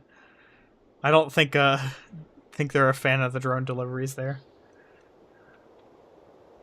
Unfortunately. Feels bad, man. They do have drone deliveries here as well, and there's a few companies that do them, but they're not like super widespread yet. I got a paper fan. I wish it was better rolled. I like the skin.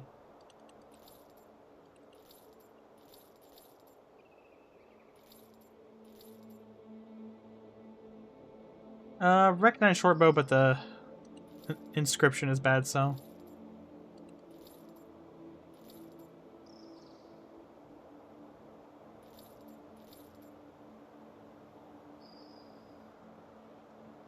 Yeah, if only, right?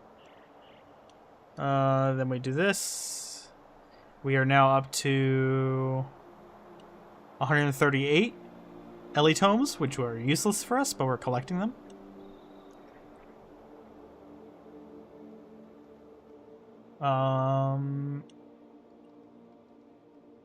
My brain is losing power. I need to eat. From the eternal sea. Having trouble finding where to go. Nice little chunk of change there. Treasures from the Jade Sea brought by favorable winds.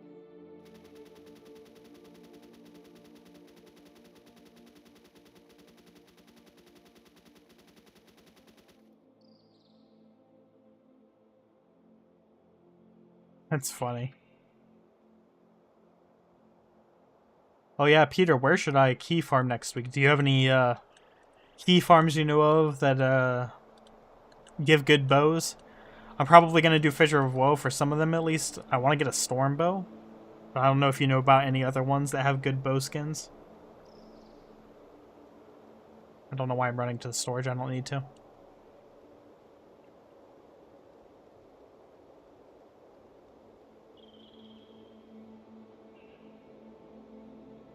I don't know any bow skins. Like I said, I'm gonna go for a Storm Bow, so I need to do foe runs.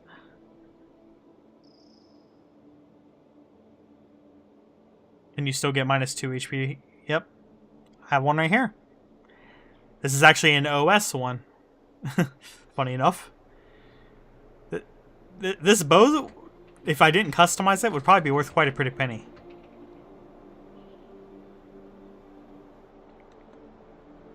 But I customized it because it's not leaving this character. Tengus.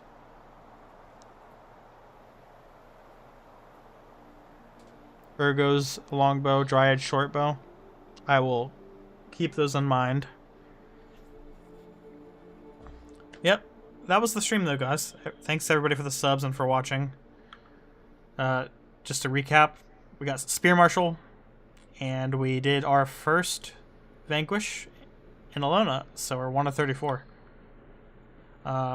Next stream, probably it'll be Lucky Week, and we're going to be doing keys. That's another thing I can do real quick before we log off. Let's just go grab them. We're going to be spending all of our money on keys, except maybe like, I'll keep like 9k. Yeah, thanks everybody for watching. More YouTube videos coming out Monday. Another new Necro video. So watch the YouTube. Let me plug it before everybody leaves. Subscribe there. Like, click buttons. Do things. And let me buy these lockpicks. So we can buy 100 lockpicks, I think. Oh wait, we can buy way more than I thought.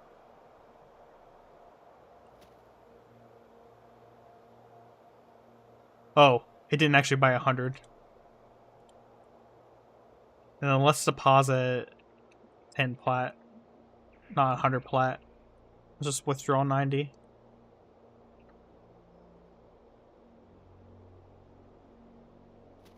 There we go. 150 lockpicks for next week. Yeah, it's all good. Yeah, thanks for watching, everybody. We'll find someone to raid. Let's just go look through who's streaming Guild Wars. Maybe we got a solo player. Somebody else streaming solo. I don't see any soloers. Sad times. Oh, let me check Guild Wars Reforged. Because, yeah, really annoying, by the way. Guild Wars is now in 2 categories on Twitch. Very annoying.